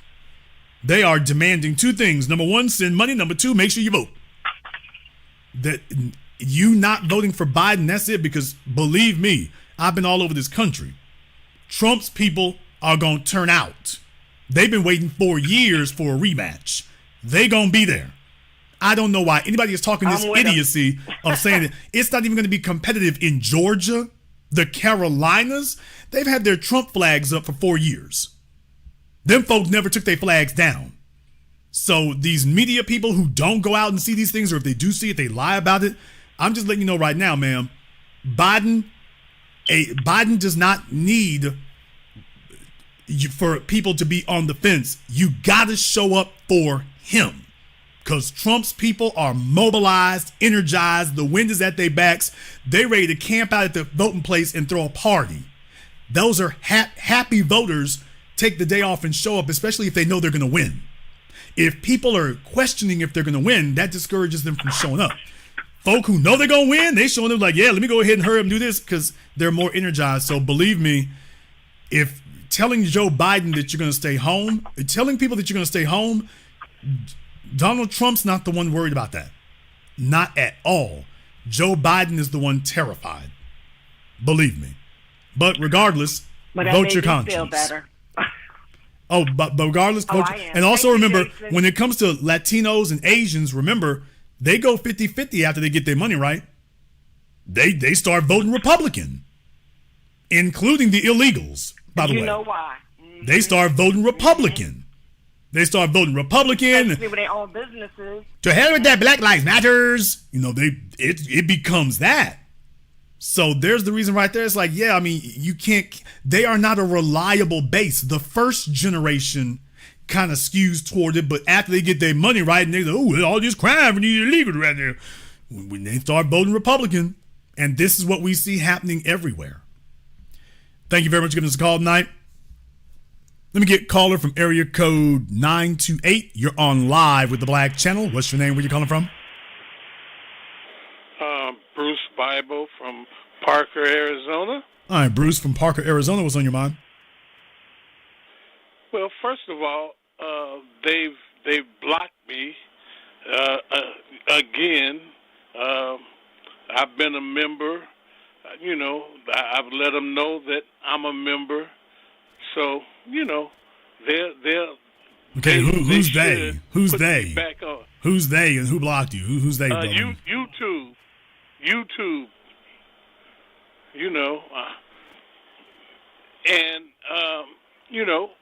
I mean, I've put money into the into your thing, and I looked at all of a sudden I couldn't get on any I got two phones. Bruce, I'm not really sure here, brother. We got a lot to ground to cover here, but maybe you were told to call in and you didn't. No. Okay, well, I'm not sure about that. If you were told to call in and you didn't, that's the short way to get that blocked. So, okay, Bruce, calm down. Bruce, calm yourself down. What you can do is you can email me the link to your YouTube page, and what I'll do is I can take a look at it, and if it tells me that you're blocked, that means that either me or my moderators did that. So, and that happens when we tell you to call in and you either don't or you disappear or whatever. So email me the link to your YouTube channel and I'll take a look at it. And if it shows me that you're blocked, you got blocked for a reason. Nope. I didn't get blocked because, I'm 72 years old. I've told my family that Joe Biden is not who should be running, and no, they gotta vote for Joe, and I'm like, no, and they say, well, what about Trump? I said, no, and they think I'm crazy, and I'm like, no, and now you can see where I'm coming from. Joe is not up to snuff, and Biden,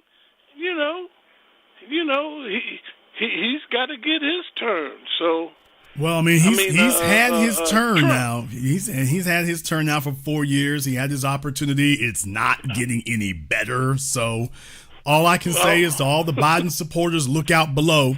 Go ahead and email me your link to your YouTube page, Joe, at theblackauthority@yahoo.com. I'll take a look at it. Thank you very much. Everybody's calling me tonight from the fish fry. I don't know what y'all are doing. Everybody's calling me tonight making French fries, or they're frying catfish or something. So it's just something's going on there. By the way, I'm taking a look at the crowdfunding over here for 8 a.m. We got over 5,000 people in here live right now. We got over 5,000 people in here live. Who's going to get us over 100 for tonight? We are all here. We are here in force. I want this to be the biggest effort that we've ever done. We got these folks on the run. They are panicking. They're everything else. Who's going to put us over 100 tonight? Who's going to stand up for us and put us over 100 tonight? I want to see who it is. Let me get caller from area code 559. You're on live with the Black Channel. What's your name? Where you calling from? Hey, what's up, Jay? I'm in Oakland. My name is Martin. All right, Martin in Oakland. What's on your mind? Well, listening to your broadcast, I actually just ran into a Karen out here. I'm moving into this apartment, and immediately she just pretty much gave me the hell of a day. Show me your lease, all this crap. So it's just, I had this moment where I just thought about why are we voting for Biden? And I've been listening to your broadcast since 2020, and little by little, I'm becoming quicker to be able to use my grid. And what I've come to realize, Jay, correct me if I'm wrong, when we say vote blue no matter who, this is exactly what we mean. Biden hasn't done a damn thing for us as black people. We don't even know anything about the guy. We had to be reminded he was the vice president of Obama half the time. And we're voting for, what has he ever done of significance for black people, and why are we caping for him without realizing this is the definition of vote blue no matter who? In your mind, we think he's done something. Remember, we covered this here last year. Remember when they asked Jimbo Jangles Clyburn, remember? They asked him, what did he want? Or if his daughter runs, what do you want from Joe Biden? Well, we just want, a better tomorrow and more opportunities and, to be the best we can be. And that's what he said. Now, you and me don't talk like that. We don't say that kind of garbage. And I bring this up to say, so what they're saying is they just want to be acknowledged.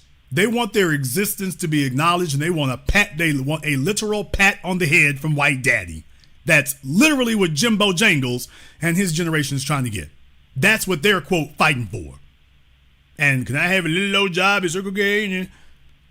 But that's all they're looking for. So that's literally it. If they can get white daddy to acknowledge them and show up at the church and dance the Dougie, they say, oh, we winning. Mm-hmm. We winning. And then leave you and me out here hanging in the lurch. I'll let you have the last word. Really?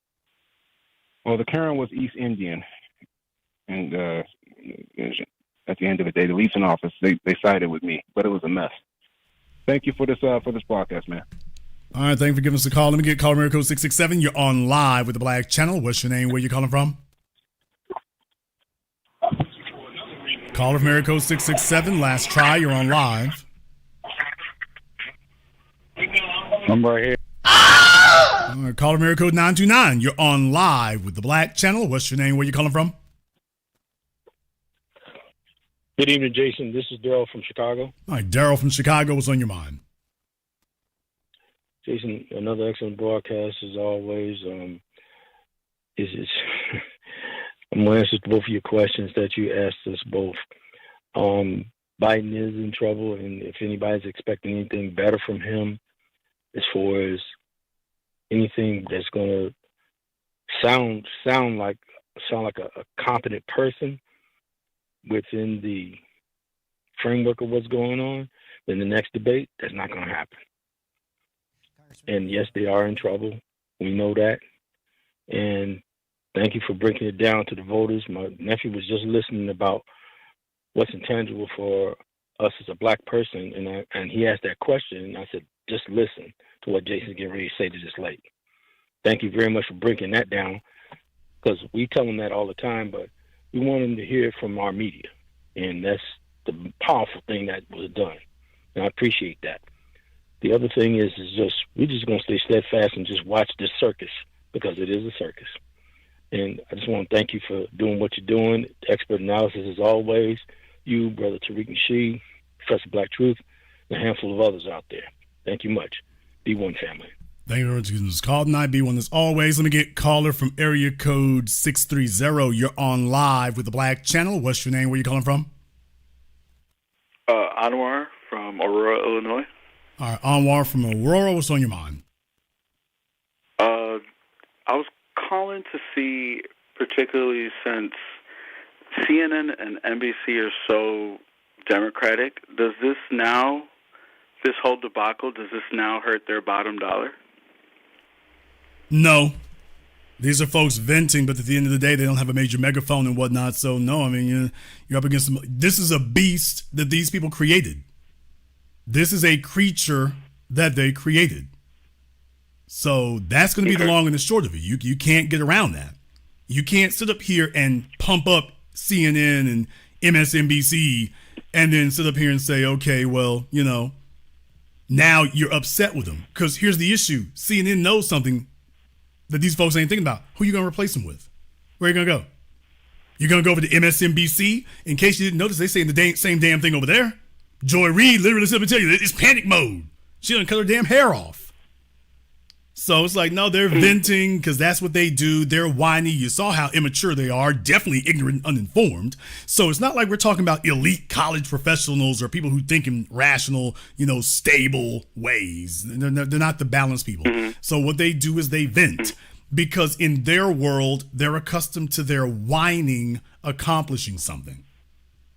They actually think that whining at CNN is going to accomplish something. It's not going to accomplish anything. Okay. One last thing. Can I get it unblocked? I think I had to call in and I missed it. Okay. What's your name? Anwar Williams. Okay. Well, email me at theblackauthority@yahoo.com. You can email me there. Just email me the link to your YouTube page and I'll take a look at it.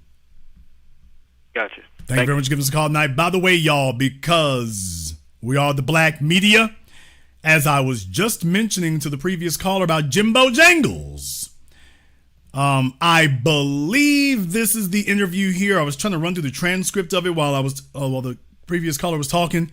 When he was talking to George Stephanopoulos, I believe that this is the part of the interview, and this is from a couple of years ago, y'all, when Biden was running, when he was running against Trump in 2020, when they talked to Jimbo Jangles then. And I believe this is what he was saying back then. Help us continue this pursuit of a perfect union. How do you want Joe Biden to pay you back?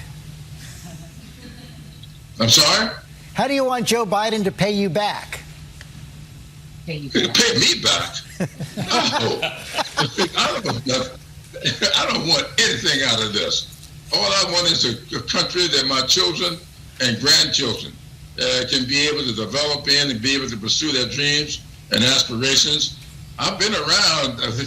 I'm full scores. I'm beyond the promise. So I'm not here for me. Y'all hear that right there? That's them old niggas. They love some white folks laughing at them, but this is peak Negro for Jimbo Jangles. This is everything he spent his life living for, is a white person and some white folk to be laughing in his face and approving of him, that he's the featured entertainment. This is peak nigga for this old bastard. We can't have no conversation with him. Don't give me a damn thing about working with him. I can't work with this. What the hell we gonna work together on? I don't want a damn pat on the head and a handshake and a giggle and a laugh from George Snuffleupagus. That ain't what I came here for. He said, you all heard him say, okay, how do you want Joe? He was supporting Joe Biden. He said, how do you want Joe Biden to pay you back? You heard the first damn words he said. I don't want nothing. I just want my children and my grandchildren to have some opportunity there. But I don't want nothing.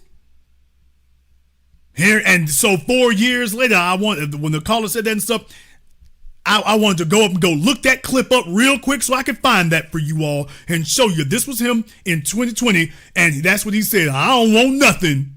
What do you want Joe Biden to do for you? I don't want nothing. Just pat me on the head and make sure my daughter gets a job. But we just want some opportunities and some Sunday delight, and there'll be some little shrimp over there. No cornbread. Some buttermilk. No, that's all I need. Give me just clean.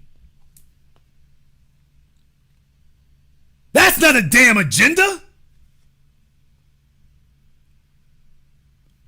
Caller from area code 862. You're on live with the Black Channel. What's your name? Where you calling from? Hi, I'm Gloria calling out of Ohio from Newark, New Jersey, though. All right, Gloria, out of Ohio by way of Newark. What's on your mind? Right. Yeah, I it's my opinion, but I truly believe in it, that rather Joe was 12 or 212, it's not good for black people either way with either one of these two, because it was never about escalating black people. Neither one of them are doing anything for black people, and nor have the government actually ever, as far as I'm concerned and what I see, they never have. Anytime black people black Americans seems to be escalating themselves, they always find a way to discombobulate that, to break it down, to knock it out. They find a way to do that. I'm 60. I remember when they had a mass migration of Latino-like people. I don't know if they was coming from Mexico or Honduras. I don't know, but I know there was. When I was in grade school, it was a whole lot of them, and they started integrating us. You know what I'm saying? And the next thing I know, they had all the businesses that I saw a lot of black businesses have. I remember all of that, and neither one of these two candidates are good for us. I think what we what black people got to do is just figure out which battle that we ready to fight in, because both of them got an agenda, individually and coercively. Well, here's the thing. I think the most powerful thing that we can show people is that up until now, we have been a consistent, reliable demographic that has voted. If you suddenly look up in 2024 and you see this radical shift from us, that's the kind of thing that gets everybody's damn attention. The other thing is, if Trump wins but don't win too heavy, that's another thing that shows people, by the way, if you can get that black vote off that damn fence, you can start winning again, because the rest of these folk are going to be too wishy-washy and too 50-50. So I think this is a great opportunity. If Trump wins.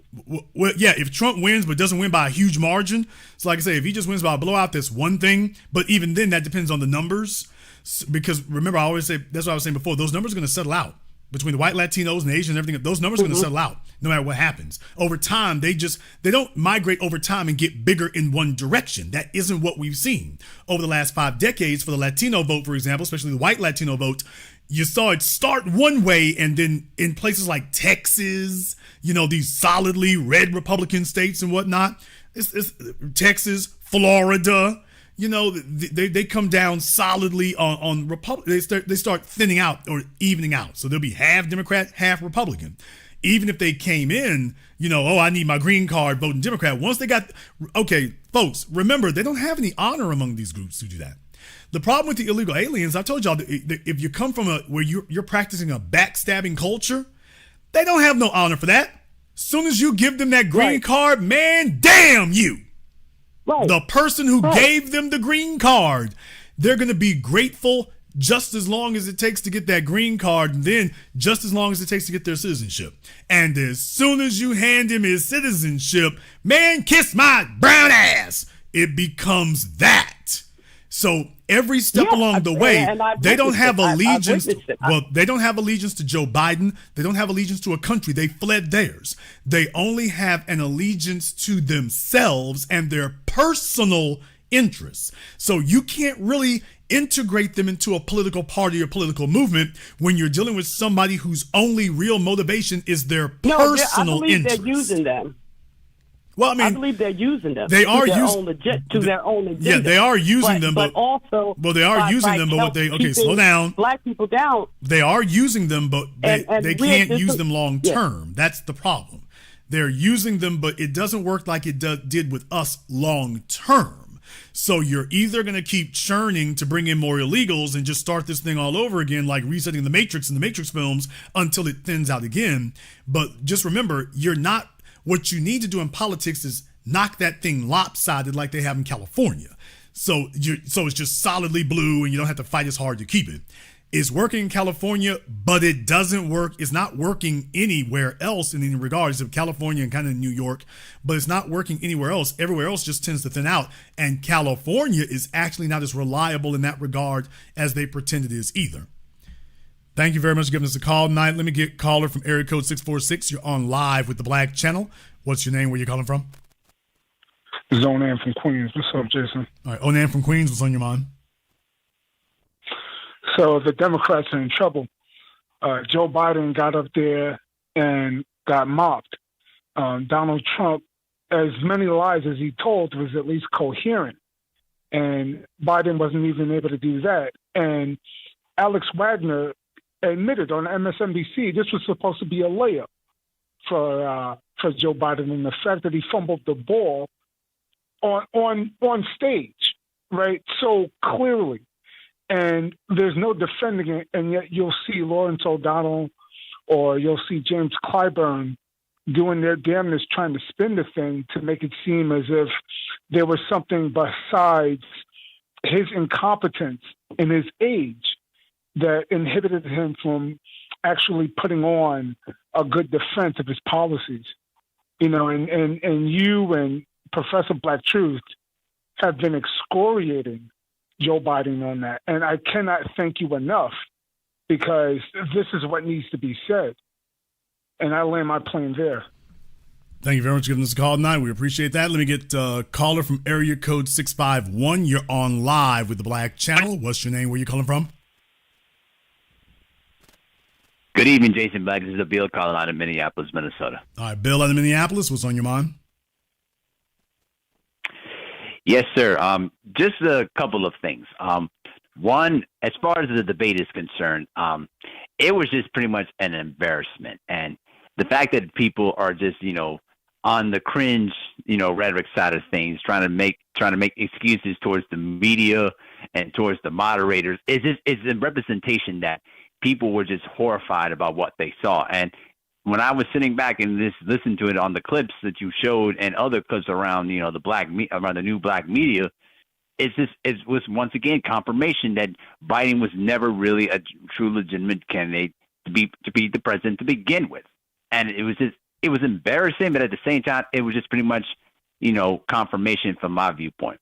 And also, secondly, too, the thing that we have to understand here is when it comes to the other groups around the country, they're only voting for their own personal interest. They're not particularly loyal to any particular party, and from that aspect. And what I think about it here is that when people say that, oh, we have to vote for either side, and I would look at them and say, really? Listen, both sides are not good for black people. The only way that we can show the solidarity here is not by not voting, because it will send a message that we're not tolerating the status quo. We're not tolerating for any of the nonsense that they've been throwing at us. Many times before, I've seen so many black people vote for either side, and it makes me scratch my head in pure nonsense. I mean, both Trump and Biden are bad for us. And at the end of the day, the people that are running things in this country, they would rather have it burned to the ground than for letting black people run this country and rebuild it into how it should be. Right. I mean, it's basically. What do you think? That is what it is, because we are the only people who are actually against the status quo. We are the only ones fighting white supremacy. Everybody else is trying to improve their position within it. We're the only ones saying that, by the way, we're going to give you something different. Well, Jason, what do you mean by that? Very glad you asked. Take a look at American culture. We are the only people who actually built anything. The Europeans brought their culture over with them from Europe, and we showed everyone that there was a new way. We're the only ones who have an idea that we don't have to replicate what the European model has done. We could actually invent something that actually wasn't just different, but was superior on every level. We're the only ones who think like that. We're the only people who have that idea. Let me give you a case in point right here. Okay, let's go ahead and go into Asian society here. Oh, we going there. Let's go into Asian society real quick here. When you take a look at them, you talk about black folk and whatnot and the so-called white Jesus. We're the only ones who introduced the black Jesus. They gave us a white Jesus. We were the only ones who introduced a black one. I want folks to sit up here and not get that screwed up and twisted. By the way, they forced a white Jesus down your throat. We were the ones who spontaneously said, yeah, I read that thing there. I don't think that's what that adds up to. That's a black Jesus. Geographically, demographically, and oh yeah, by the way, and just philosophically, it should be a black Jesus. So that wasn't something that was given. White folk didn't tell us, Jesus really black. That wasn't them. That was us. Now, let's switch over to other folk here. Asian society, I got to say it. When you take a look at their anime. Damn! When you take a look at their manga. What? Hell, even its offshoots in Korea, manhwa. So if y'all don't know about Korean manga, like manhwa, and what do you got? Asians with blonde hair and blue eyes. What I'm telling you is that even when they are allowed to create themselves in their own image, they routinely turn themselves into Caucasians. Routinely. We ain't never did that. They gave us European names, gave us a European God, and we've been shaking it off ever since, to the point that it offends them now terribly because they see what the harvest is bringing in. Nobody else is doing that. Latinos, if they can get accepted, they go do a Jessica Alba. Let me color this hair. Let me get some contacts. And away we go. They stop speaking Spanish. That's the first thing that gets dropped. They learn one generation is bilingual, but that's going to be the last bilingual generation. The first generation speaks Spanish. The second generation is bilingual. The third generation speaks English and nothing else. You think that Michael Bloomberg and the rest of these folk here don't know that? They've been known it. That's why they're not afraid. Because they're like, oh, don't worry, they're going to assimilate. The only problem is you niggas, you don't. You never have. Well, yes, because there's unfinished business and an unpaid debt. That's why. That's the reason why. They not like us. Thank you very much for giving us a call tonight. Everybody else is not like us. They're looking at how to get in and get melted down. We ain't trying to get melted down. They're trying to be metal getting melted down. We're diamonds. We're diamonds. We're not here to get melted down. They might be silver, but we're diamonds. Call of Miracle 303. You're on live with the Black Channel. What's your name? Where you calling from? Dre Scott, Denver, Colorado. All right, Dre Scott, and where at in Colorado? Denver. All right, Dre Scott in Denver. What's on your mind? I was just having the same conversation with one of my nephews earlier today about black jobs. A black job is any job in the United States of America. Black people make up the largest percentage of unemployed and underemployed. And with the illegal hiring practices of hiring illegal migrants, that directly benefits or harms our unemployment numbers. Yeah, where you are, that has... how long have you lived there? Most of my life. I spent a little bit of time in Texas, but most of it's here. Okay, how long is that? 6 to 12 to Texas. I'm 42 now, so. Okay. Were you there when Wellington was the mayor? Yeah, I was in middle school. Okay. So you were there when Wellington Webb was mayor. All right, they were building out DIA. So what I'm saying is that so you were there, and by that time, that's really when you were really seeing the real influx of them, because everybody talk about California, but folks don't talk about Colorado, specifically Denver and Aurora. They don't talk about them that way. And it's they've been swamped. Y'all been swamped in that now for about 20 years. They've been swamped in it now for about 20 years. I mean, it's unreal what's happening now. Every time I see the damn Denver Broncos, I have this mental schism because I know how many illegals there are there. So that's what I look to see showing up at the stadium in my mind, because I know what the demographics are. So it's people talk about California in that regard, but Colorado has been a direct victim of all that happening all this time. I'm a commercial plumber, and when we do morning stretch and flex every morning, they got to have a translator do the morning briefing for everybody. That's how much illegals is here. We got so many illegals in the state of Colorado. If I wanted to go to Popeye's fried chicken, ain't no black people frying chicken. And I thought black people knew how to fry chicken. That just brings so many thoughts to my mind. That just all sounds so very familiar. Particularly, you say you were in Texas. That reminds me in Dallas. That was exactly what happened to us in Dallas in the 90s. And Ron Kirk was mayor there at that time. So you were Wellington Webb, us Ron Kirk. And yeah, we watched it go down just the same way. So yeah, we need to let these younger folk know. By the way, they sit up here and try to paint this picture, brother, that we was just a bunch of lazy niggas. So that's the thing right there that ticks me off. They try to act like these young black kids are a bunch of lazy niggas, and that means you throwing me in there too. I was there. I was one of those kids in high school, and we wasn't lazy. We wanted to get them things right there, and they took them. The city contracts, they had that locked up. So, for example, when they did the renovation on Independence Stadium, they had two white companies doing it, and then had a bunch of illegals on the job. And that's what they've done everywhere in that regard. So not that there's a bunch of young black kids and they're a bunch of lazy niggas. They take opportunities from you and then tell you lazy niggas because we didn't give it to you. We made sure you couldn't have it, and then you rewrite it that y'all was just lazy. They starting to say the same thing now. Yeah. Oh yeah. They're still saying it. They're still saying that. Well, just a bunch of lazy niggas out there. That's why we got to get them illegal. See, y'all just lazy.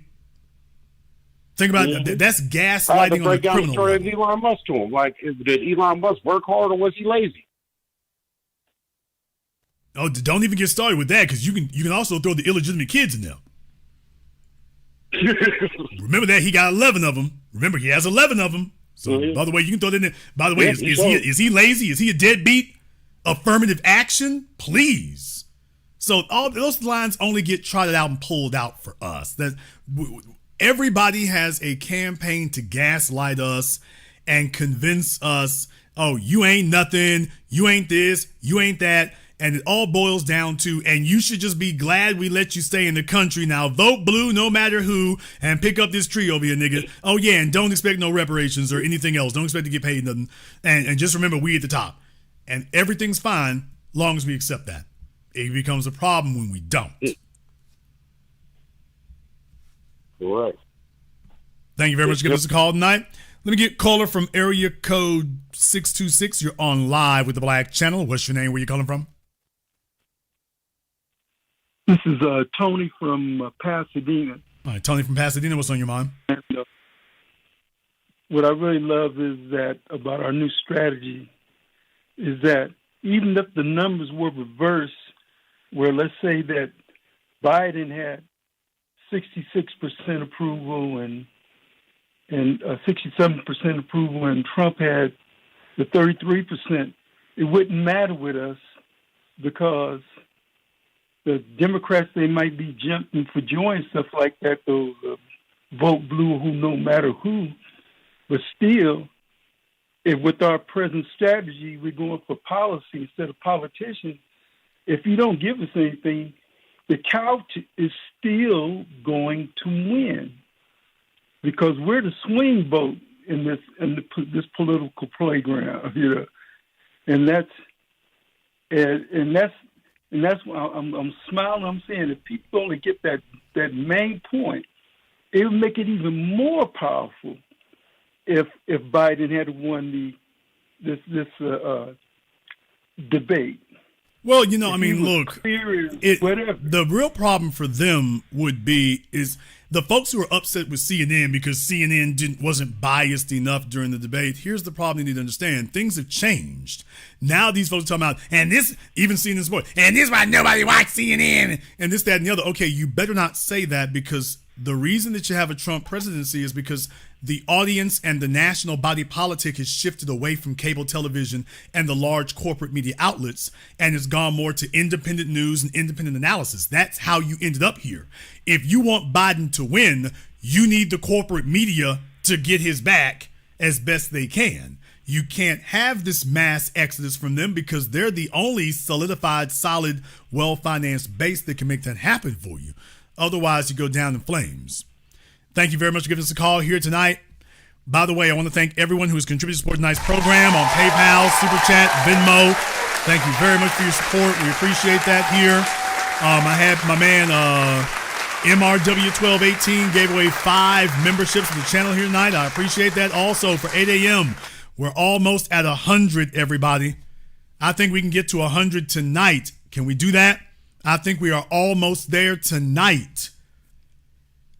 Can we show up and show out? We've been on a roll, man. We've been on a roll tonight. Let's take it all the way. I think we can get there. Let me get caller from area code 501. You're on live with the Black Channel. What's your name? Where you calling from? What's up, Jason? This is Brandon from Flint, Michigan. All right, Brandon from Flint, Michigan. What's on your mind? Yeah, man, I just wanted to go ahead and call on up and just get some clarification on something you said last night on last night's broadcast. Just to go ahead and get it clear, just so I'm not mistaken, are you saying that it is too late for the Democratic Party to switch out to a new candidate from Joe Biden and Kamala? Okay. Let me go ahead and explain that one since I didn't get to go into tremendous detail. Remember, there is a process for doing so. You have two distinct hurdles you have to get over if you were going to try to pull Joe Biden at this point, because remember, you've already had your primaries, remember? You already had those. So in other words, you've already stamped it in the states that this man is the candidate for the Democratic Party. Remember, in some states, you can't remove a candidate's name even if they die. For those of you who have forgotten, by the way, in some states, you can't remove a candidate's name even if they die. So for those of you who are thinking, well, he might not make it to election day, well, he's going to be your candidate regardless. But so there's your first issue is, remember, you already went through your primaries. You've already chosen him. Now, that's important. So there's one point right there, but there's also a double layer to that because that's important because that's part of the party rules. I'm not going to go back to, through history and, Hubert Humphreys and everything else that goes the way that how we ended up with all the different battles that happened within the political parties to get you to the system you have now, because this is actually relatively recent, to be totally honest, like the last 4 decades since they changed the rules to allow this type of system that you have now, because before then the delegates just chose. So, like, it's history. You all can go look it up for yourselves. I don't want to get off the woods, but just this primary system where you got the conventions and things like that, because before then, that's not really the way it worked. Now that's what you have. And it's for the reasons of basically democratizing it. Well, you've done it. So this would be different if we were having this conversation 6 months ago. This would be different if we were having this conversation 4 months ago. Now you crossed the primaries. At that point, the die is supposed to be cast, and really you're supposed to be locked in, so that the candidate can now focus on the general election and getting, the rest of the country on board for whatever direction they're going to go into. So that's the first thing. And the conventions are basically supposed to be a ceremony. It's basically supposed to just be, perfunctory. That's all. It's supposed to be ceremonial. So there's your first issue you get over. The next problem that you have, though, is if you're going to do something like that, you're going to have to change the party rules. And remember, there are people, Bernie Sanders, but there are people out there who do not want to allow that because you won't be just making a one-time exception. You see what I mean? That's not the way changing party rules works. If you change this, this will be the rule going forward. Now, you might be thinking to yourself, well, damn, that sounds like a good idea. Sign me up. But that's because this is 2024 and Joe Biden is, looking like an empty suit. If you were running for president in 2028 and you, first black man who gonna be really about that business, and you locked up you won all the primaries and you're getting ready to get lined up for the convention, and here comes damn me, Chelsea Clinton, who says that she wants the party to replace you with her right before the convention because she's the only one who can win. Now you tell me, would you still want that rule in place, or do you want it to be, hey, not. I already went through all the 50 states and the U.S. territories to get all those nominations and to win those primaries. I already did the footwork. How you gonna snatch this from me at the last second? That's what you would be saying. So what I'm saying is, if you change this rule, this is okay. We're changing for 2024. All right, go back and change it again for 2025. We back. It won't work that way. It doesn't work that way. So in reality, I'm just letting y'all know no. There are too many gears you'd have to turn, too many risks you have to take. This system we have right now didn't come into place overnight, and it was put in position. When folks put things in position, they put them in position to make them hard to overturn for a reason. It gives stability. Yes, it can piss you off a lot of the time. I understand that. But they put it in place and make it difficult to overturn because it makes the system stable. Now everyone knows how the primaries will work and how the general election will work because you can't really undo it. It gives it stability. Everyone knows what to accept. They know what the timetable will be. If you change the rules now, yikes. So for that reason, definitely. It's really, and everybody tell you, it's really not practical. There isn't even a process in place for doing so. There's the first problem. There is no process in place that would allow you to replace the nominee now. Please remember, he is the Democrats' nominee for president. He's the incumbent. He already has a vice president. He is their nominee. He's not fighting to become the nominee. He's just doing a run back. He's already there. There's nobody running against him. The die is already cast. The process is already in place. But yeah, even though you definitely said that, and that definitely was a mouthful to break it all the way down like that, man. But my thing is, I know that the Democrats, they're pretty much in a hard place, between a rock and a hard place right now, because without our vote, they almost have no chance. They have no chance of ever winning. We're locked and die hard on our reparations, cut the check movement right now. And now they can't even switch out Joe Biden after this catastrophic debate right now. So there just seems like, though, if they're going to run with Joe Biden, they're definitely going to go ahead and lose. Or if they don't give us, it's either lose with Joe Biden or give us tangibles. That's all they got right now. And I'm going to go ahead and just land my plane and get out of here with this one, man. You know, just appreciate you for everything that you do, man. You've definitely been breaking it down, definitely been holding it down, representing for the black community on this one, man. So thank you so much for clarifying that for me, and I'll let you go.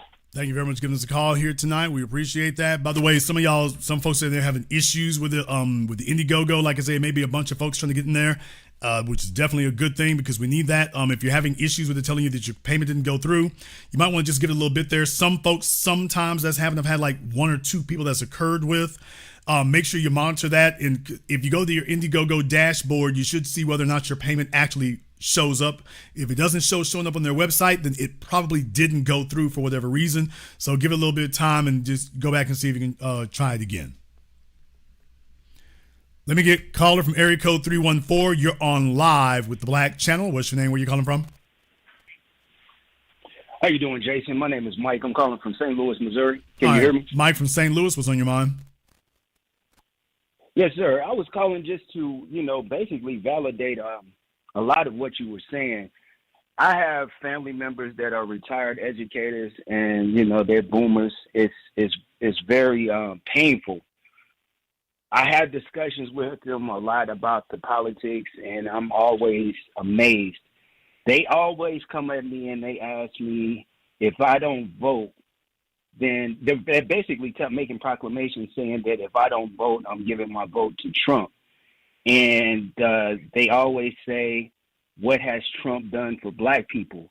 And I always come back and I tell them, well, Joe Biden wrote a 1986, prison sentencing. 86. Bill, no, there's 80. Actually, there's 86 or 85 and 94. So yes, he did. And 94. He did one in the 80s and the 90s. Yes, sir. And then they keep on telling me, well, what about the Central Park 5? And I said, well, the legislation that Biden constructed was much more catastrophic to the black community. The boomers, they're okay with that. And I just don't understand it, man. Like, and they claim they are for their people. Both of these people in my family, they taught in the inner city schools. But at the end of the day, it doesn't seem like they like us. No, I mean, remember, I want you all to understand the bottom line is you all have to accept the baby boomer generation, the civil rights generation. They're not like the World War II generation. They're out for themselves. They've always been out for themselves. How do you think we had this radical flip from World War II generation to the baby boomer generation? All of a sudden, it's about drugs, sex, rock and roll, bastard kids, cocaine. It's all about that. You have a bunch of movies that no longer talk about the group, now just talks about yourself. And they went for hook, line, and sinker. They had houses that were passed down to them, and they passed down nothing to the children. So we have to settle with that reality and come to grips with that reality. They've always been out for themselves. They didn't look out for themselves as a group. Otherwise, Malcolm X wouldn't have had such a hard time with them. And they certainly have not looked out for the children. So it was controversial when I started saying it 15 years ago. It was controversial when I said these old niggas back then. Now everybody's getting a little less squeamish about saying it because, you can't really find where they're saying anything. The other problem is, like I've said before, they're protecting their legacy. If you are allowed to have your way, you've basically overturned or refuted their whole legacy immediately. Because when they say, well, what has Trump done for black folk? What has Biden done for us? And he's the candidate. Now here's the sentence, brother. It's his job to convince me. It's not Trump's job to convince me of nothing. If Biden is the incumbent, that's his job to convince me, not my job to convince myself. He's not telling the Jewish community, convince yourself. The Latino community, convince yourself. LGBT, illegal aliens who can't even vote. Nobody's telling them to convince themselves. Okay, well, don't tell me to convince myself. It's his job to make it obvious and undeniable to me that it's a no-brainer. Everybody wants to hand him a damn alley-oop. He needs to throw an alley-oop over here. Thank you very much for giving us a call tonight. It's his job to make it where it's a no-brainer that I got to show up for him. That's what he needs to do. If you want an abortion, almighty, he sure makes it a no-brainer. You need to show he's the candidate for that.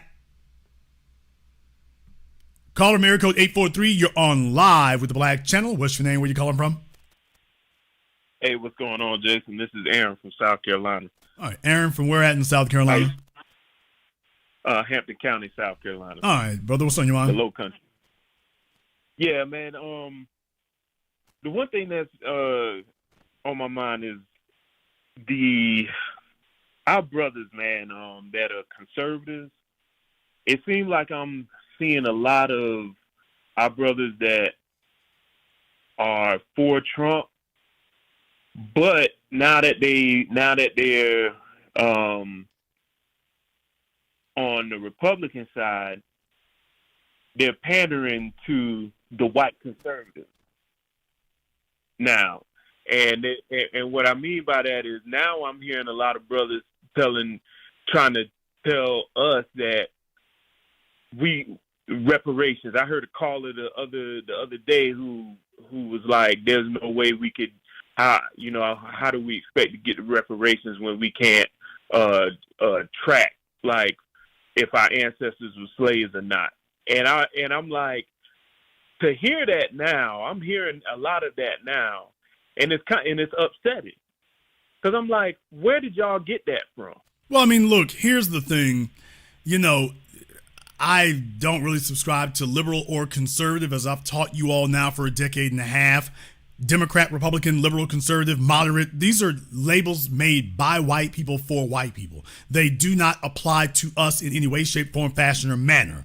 These are labels that these people take off and put on like a jacket. 1 minute they're Democrat, 1 minute they're Republican, 1 minute they're liberal, 1 minute they're conservative, 1 minute they're moderate, 1 minute they're libertarian. So these are not terms that were made by us, and they were not made for us. They were made for other people. So you're really just doing a screw job and a con job on yourself if you tell yourself that it applies to you. You got some other agenda. Either that or you are just terribly confused, which is usually the issue.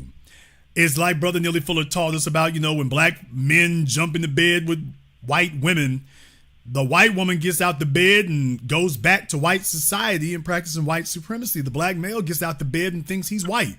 He hops out the bed confused. He thinks because he got in the bed with her that he's doing the same thing with her that he does with a black woman. And it's like, dude, all you're doing is coming to bed confused. You're completely confused. Exactly. She got her head on right. You're completely confused. Blacks for Trump and showing up at these conservative rallies and whatnot. They're talking of everything they talk about is targeting your black ass. And you sitting there rah-rahing with them. Yeah, no DEI. Which is, no, DEI is just a code word for niggas. Woke, we created that. The white supremacist, Ron DeSantis, came in, the code word for niggas. And you sitting there cheering with them. Okay, you got either you have some other agenda or you're just confused. Neither one of those is a good thing. That's the problem. Yeah. And what's his name? What's the two brothers' name? Byron Donalds and Mark Robinson. Those are the two main ones I look at and I just shake my head at them. Well, there's no reason to shake your head about it there. You can take a look at their family structure. You can take a look at who they married. You can take a look at how they live in. So just remember, there's some black folk who consider it to, and of course their backgrounds, by the way, because they don't come from our lineage. But there's some folks out there who they consider it to be a badge of honor to get hazed by the dominant society. They consider getting smacked up and that's a badge of honor. And, oh, hey, look, I'm one of the boys now, because they sitting up here dogging you out. I'm cut different. Thank you very much for giving us a call tonight. Let me get caller from area code 323. You're on live with the Black Channel. What's your name? Where you calling from? Hey, good evening, Big Brother Jason. Sorry. Good evening, Big Brother Jason. This is Brother Elijah calling out of Brooklyn, New York. Okay, sir. I thought you was wrestling with that 9-volt battery there for a minute. All right, what's on your mind? Oh, no, brother.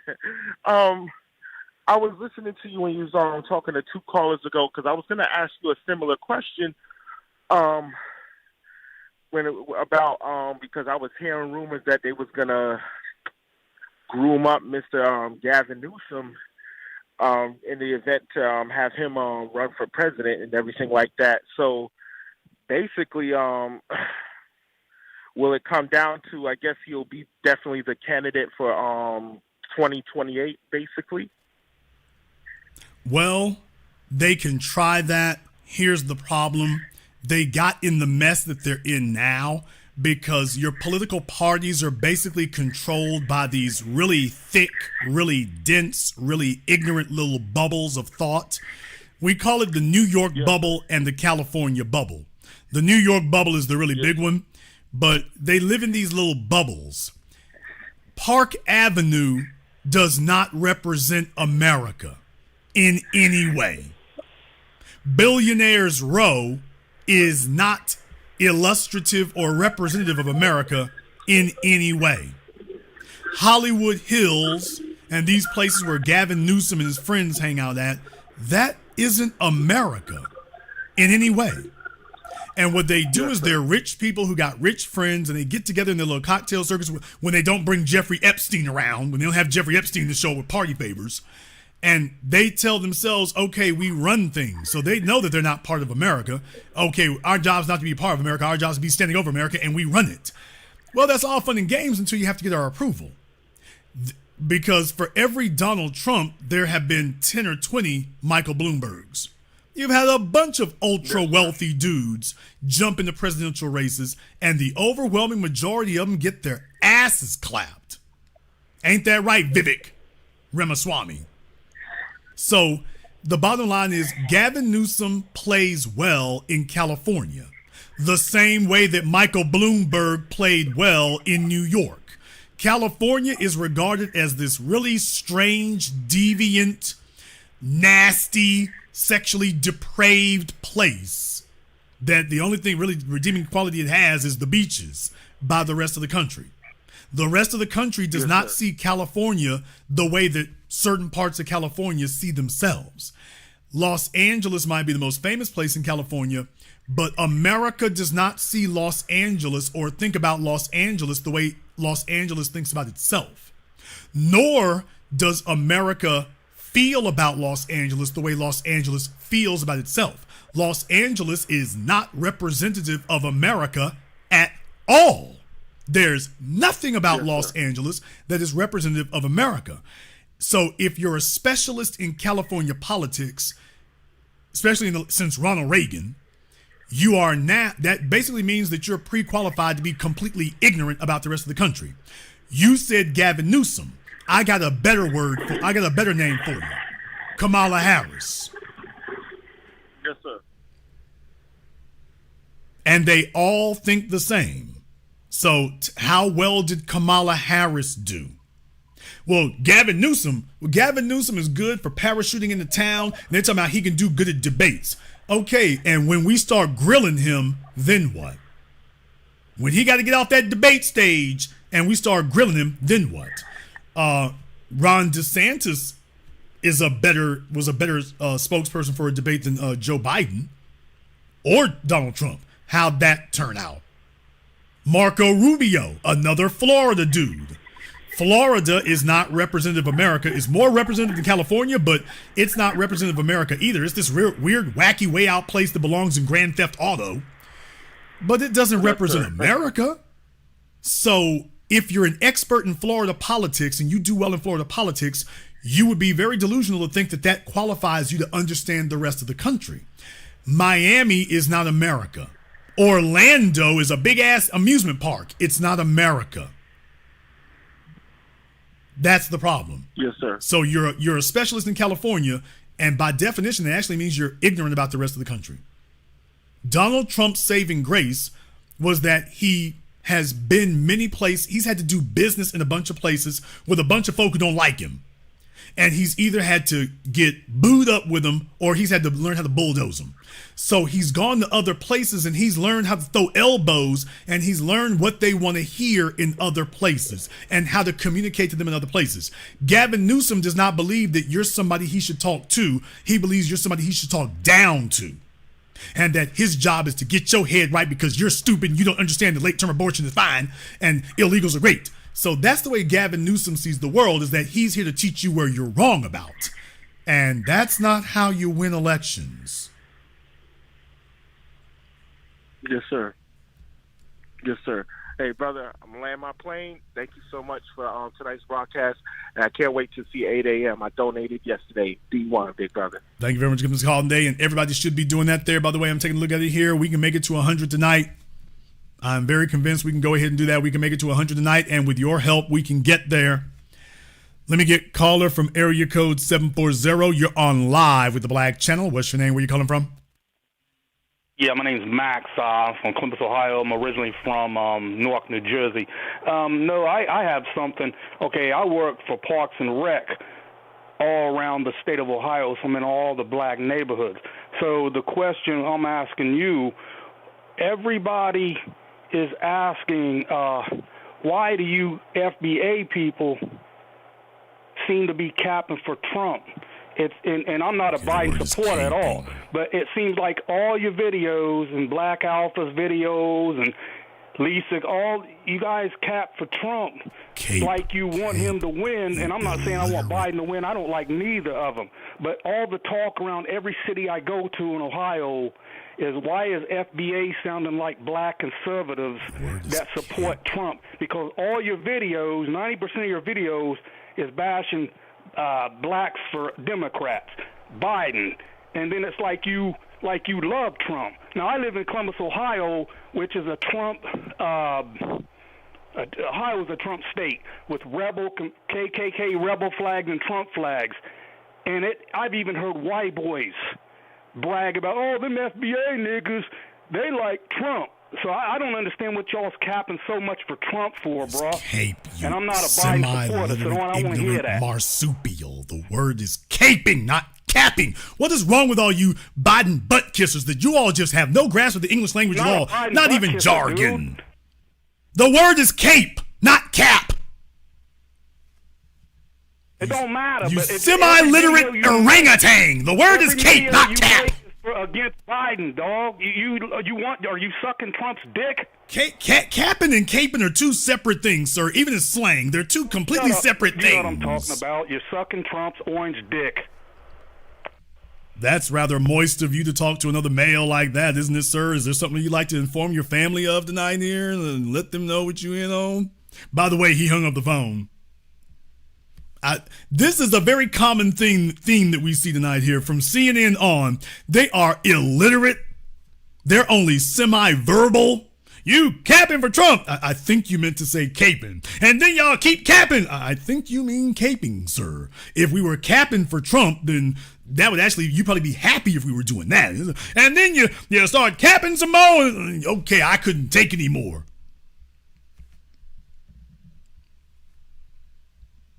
You illiterate, half-baked ignoramus. The word is caping. If you're gonna be derogatory, look it up. Then at least use the right damn jargon. At least can you be bothered? I'm fact-checking you right now, nigga. At least do that one. He spazzed out altogether there. Y'all love Trump. Even the white boys tell me. White boys do. Can you come up with... I thought Trump was supposed to be the liar. You couldn't come up with a better lie than that one. You couldn't come up with a better lie than that. Who are the white dudes talking to you about us? Who are they? Y'all, the Biden base pipes must have hit. We can't get no reparations, but they are definitely, obviously handing out the Biden base pipes. Y'all remember them? Biden, everybody need to get base pipe now. Okay, that nigga got his in the mail. Man, y'all capping for Trump. Call Area Code 901. You're on live with the Black Channel. What's your name? Where you calling from? Caller from Area Code 901. Last try. You're on live.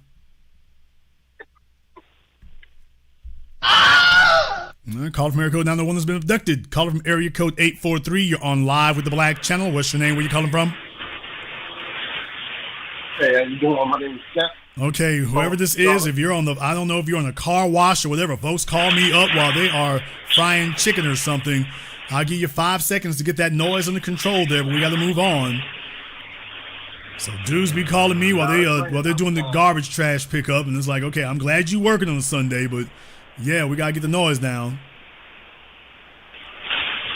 Yeah, it's raining outside. Okay, brother, call us back next week. I don't know what's going on there. Dudes are calling me while they're pressure washing driveways, and I guess they want to tell me, hey, these are black jobs here. I'm glad you getting it in, brother, but call us back next week. Let me get called from area code 205. You're on live with the Black Channel.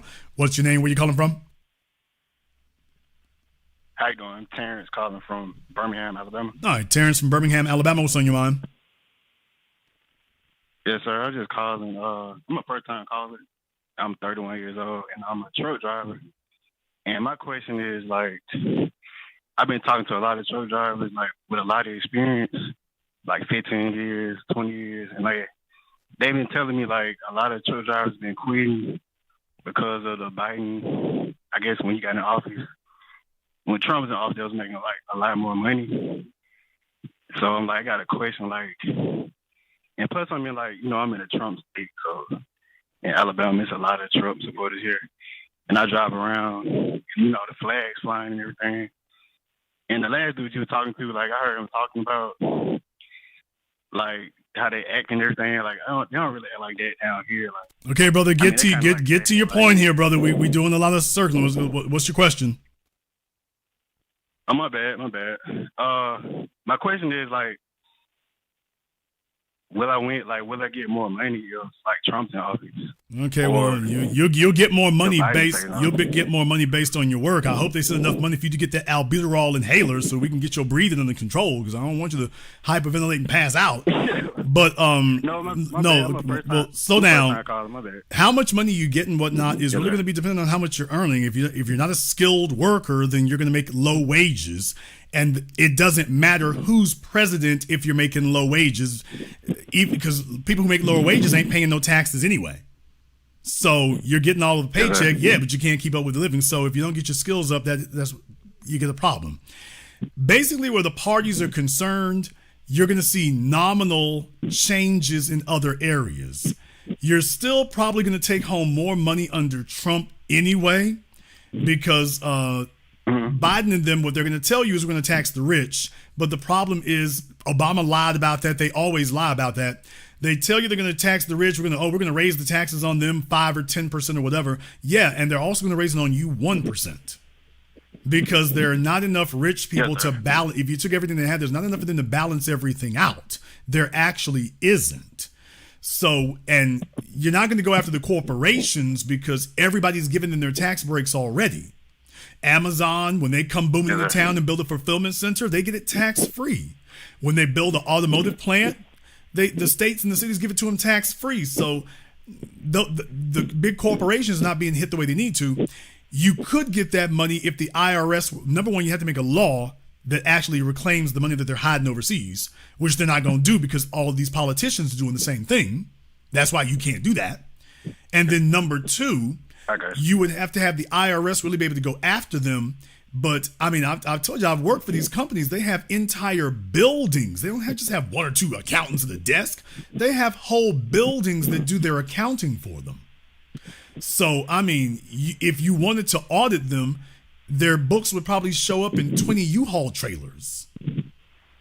They would swamp you in paperwork, and it would be up to you to prove that the numbers that they gave you are not accurate. So auditing them really isn't an option. It would take you years to audit them for just 1 year of taxes. It would take you years to unravel 1 year.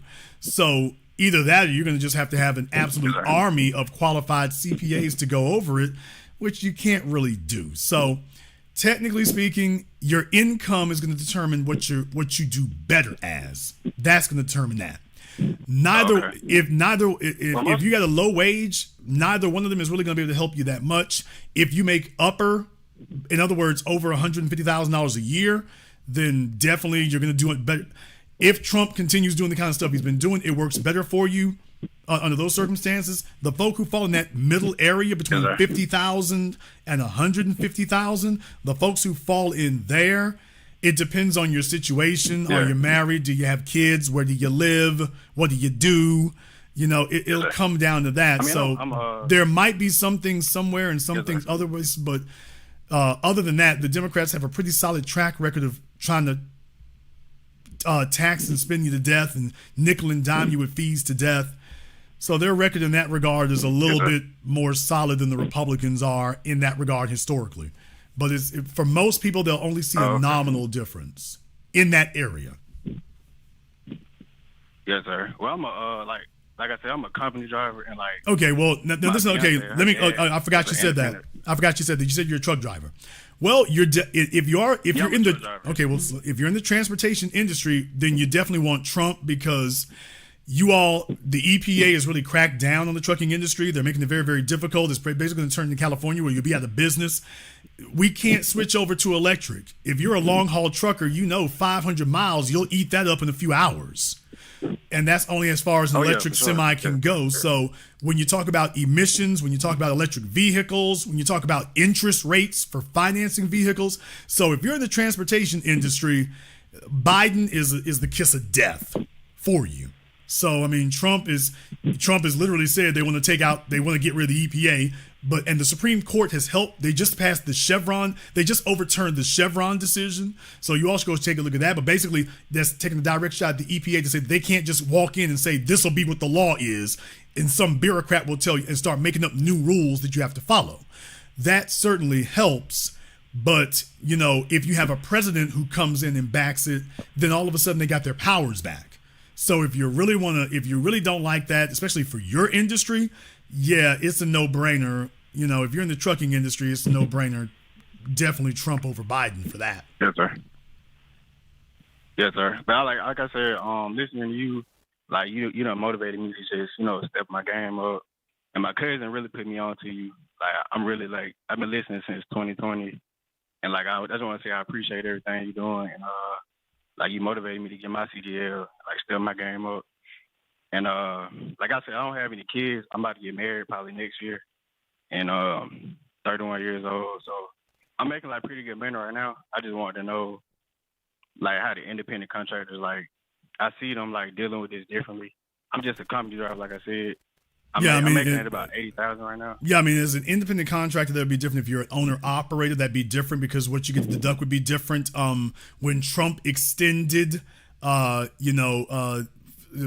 179 and then bonus depreciation, when he extended that did great things for those of us who were self-employed. They did fantastic things for us. Then came the pandemic and it knocked us on our asses. But like I say, it's definitely that was a great thing for us. So in that regard, I mean, if you're a business person, independent business person, self-employed, the bottom line is there's no self-employed person who wasn't doing better under Trump. That's the bottom line. If you're a single mom trying to get some government benefits, then yeah, you're looking for Biden. So I mean, that's where that would come from. If you're trying to double your income, that doesn't help you. Yes, sir. Thank you very much for giving us a call tonight. We appreciate that. So like I said, I guess it really just depends on where you at in life and where you fall, and I guess it just really depends on that. Let me get called from area code 301. You're on live with the Black Channel. What's your name? Where you calling from? This is Trini Girl from Waldorf, Maryland. Trini Girl from Waldorf, Maryland. I have not heard that name in a while. Yeah, I'm a third-time caller. Yes, the last time I called you was on the business. Yes, that's what I said. It's been a while. It's been a while since I heard that name. Yeah. I'm going to be brief and to the point. Like my name says, I'm not American. I thoroughly support Foundation of Black Americans. If it wasn't for you guys, I wouldn't be in this country. I mean, I respect you thoroughly. With that being said, I've never voted in my life. I never will, not even in Trinidad. My question is, my statement is the Democrats right now is trying to get the black vote, right? Do you notice, or is it me, that there's little or no cop killing on armed black men around this season? Well, certainly we have not had We haven't had a lot of high-profile reports. There have been some incidents that have happened.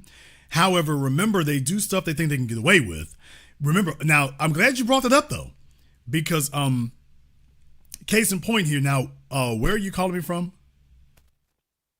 Waldorf, Maryland. All right, Waldorf, Maryland. Okay, you'll remember when Biden first got into office, remember everybody was talking about, stop Asian hate and this, that, and the other, and talking about guns on the streets and things like that. And remember what I said? Oh, no, that's the police who are doing that. The police put them guns out there. Oh, look, crime is out of control. Give us more money. We need more money.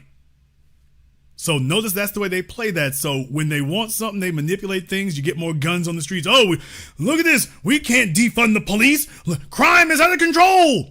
And as soon as you give in to their demands, oh, what do you know? Yeah, all them guns disappear there. What do you know? Yeah, we figured out how to get that under control for you there.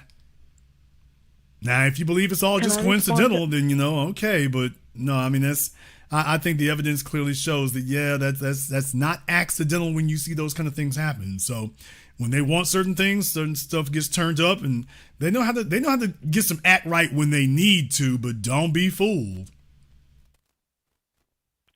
Can I respond to that real quickly before I let you go? Are you saying that the police have a relationship with the administration? Because yes, remember, this is election season, and the police, all of a sudden, they being honest and they're doing right. No unarmed black men are being killed. Why is that only around the election season? Well, I mean, certainly not this high profile caught the news in that regard. But am I saying that they're mobbed up with the administration? Not yes, but hell yes. I mean, they always have been. So that is not news there. They got direct pipelines to it. Law enforcement and the administrations work hand in hand. Anybody who is in any sort of confusion about that is just deluding themselves. That's the way it works. They work. Hell, they're literally getting surplus military equipment. Literally. That's a direct pipeline from the Department of Defense to your local police station. Yeah. So guess who has a vested interest in continuing to fund the military-industrial complex? They get Bearcats and MRAPs and all kinds of military hardware that they don't have to pay for. Oh, yeah, by the way, who's the president who did that? Obama. That wasn't a Donald Trump thing. That was an Obama thing. So we were out there in the damn streets facing off against military hardware that Obama gave them. So, yes, ma'am, they work directly hand in hand. Yes, ma'am, they sure do. Thank you very much for giving us a call tonight. Let me get caller from area code 347. You're on live with the Black Channel. What's your name? Where you calling from?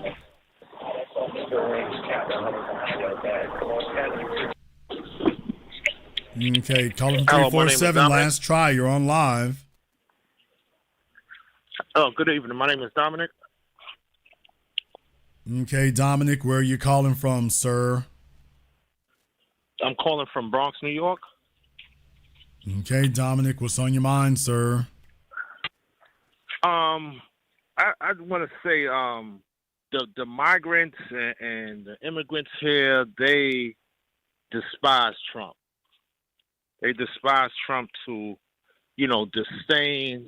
At work you can't even really mention his name because they get upset, and it's almost like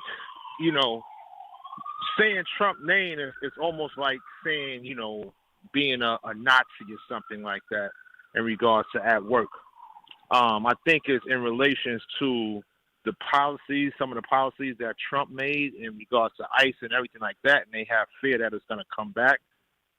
But that's just my observation. Okay, well, let me tell you something about that. New York City didn't have a problem with Donald Trump when he was going after the Central Park Five. So when you say things like, oh, it's like saying his name's like saying a Nazi at work, well, that's very interesting if they have a problem with Donald Trump and racism. By the way, New York had zero problems with him up through Michael Bloomberg when he was going after black folk in the Central Park Five. New York City did not condemn this man. He was perfectly fine. So if they have a problem with him, it's not that. So don't be deceived. If they have a problem with him, you know that's not the issue because they had no problem supporting him being racist against us. Hell, for decades, him and his daddy with his buildings and everything, that was never a problem in New York City. That was never a problem. So what was it he really did that offended them? Because we know it ain't him going at us that did it. All them damn decades, and then you all just switched up on him in the last 6 years? Whoops, it must be something else. And I'll tell you what the something else is. You got to understand, and this is politics, okay? Let me go ahead and explain something to you about your city in New York, okay? Felix LaGuardia, Tammany Hall. New York City is one of the reasons why we have antitrust laws today. Just one damn city. One damn city gave us the motivation to make antitrust laws. One place dictated that for the whole rest of the damn country. That's how bad New York is. So when you talk about a political machine, remember there's a reason why on these television networks and whatnot, before Obama, they were talking about Bill and Hillary Clinton and talking about the Clinton machine, the Clinton political machine. And that Obama had to beat that if he was going to become president because these so-called political machines, they have their people that they want. And so even if you're a member of the same party, if they're not in good standing with you and you got other people that you want, they're going to find themselves on the outs. So as you know, in New York City, New York has a very well-established history of basically these generational politicians. One person wins an election and their damn son wins an election or the daughter wins after them. So it becomes New York City is one of these hotbeds of political dynasties. So you will find yourself on the outs simply because you're not part of somebody's machine. And these folks know that, well, they're not going to get any special favor from you. So job number one, priority number one becomes making sure you don't have any influence and you don't get in position of power because there goes their meal ticket. So if you're in the Bronx, you see that city hall all the damn time. That is the city council in New York.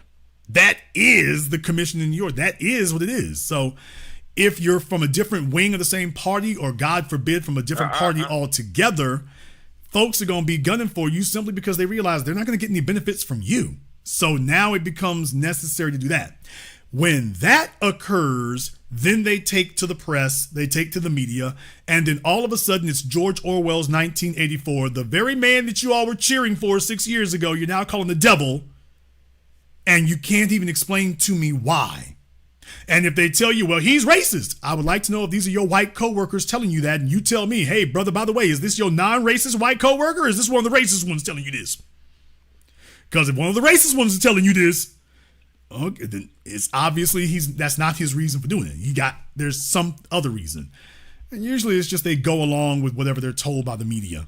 They can't even really explain to you what the problem actually is. Got it. Thank you very much for giving us a call. This is how it works in politics. They lead and they expect you to follow. They give an edict. They get you all riled up and get you all, powered up for that. And, they're all energized and we're going to go. And now you're sitting up here carrying banners and you don't even know why. That's why I played for you, Jimbo Jangles. Anybody voting for him? The nigga literally told you, I don't want nothing. He literally told you, I don't want anything. And yet you'll have folks in the bill. I'm supporting James Lambert. What are you voting for? I'm voting for a little kid, little baby. I want to bed tomorrow for my dog. And I just want to treat us under so I can eat some oranges and apples. Nigga, you ain't got no damn teeth. You got dentures. You can't even eat the apple there. My grandkids, they have good strong bones and good strong teeth. And they is Flintstone kids. 10 million strong and growing. Call them area code 804. You're on live with the Black Channel. What's your name? Where you calling from? Ben, Richmond, Virginia. All right, Ben in Richmond, Virginia. What's on your mind? Well, back on Clyburn for a hot second. Him having one of the poorest districts in America. I'm not sure that people quite understand what level of poverty. We're talking sharecropper poverty. We're talking people that have literally lived in homes in 2007 that their ancestors lived in during slavery. We're talking people without running water. We're talking people with outhouses.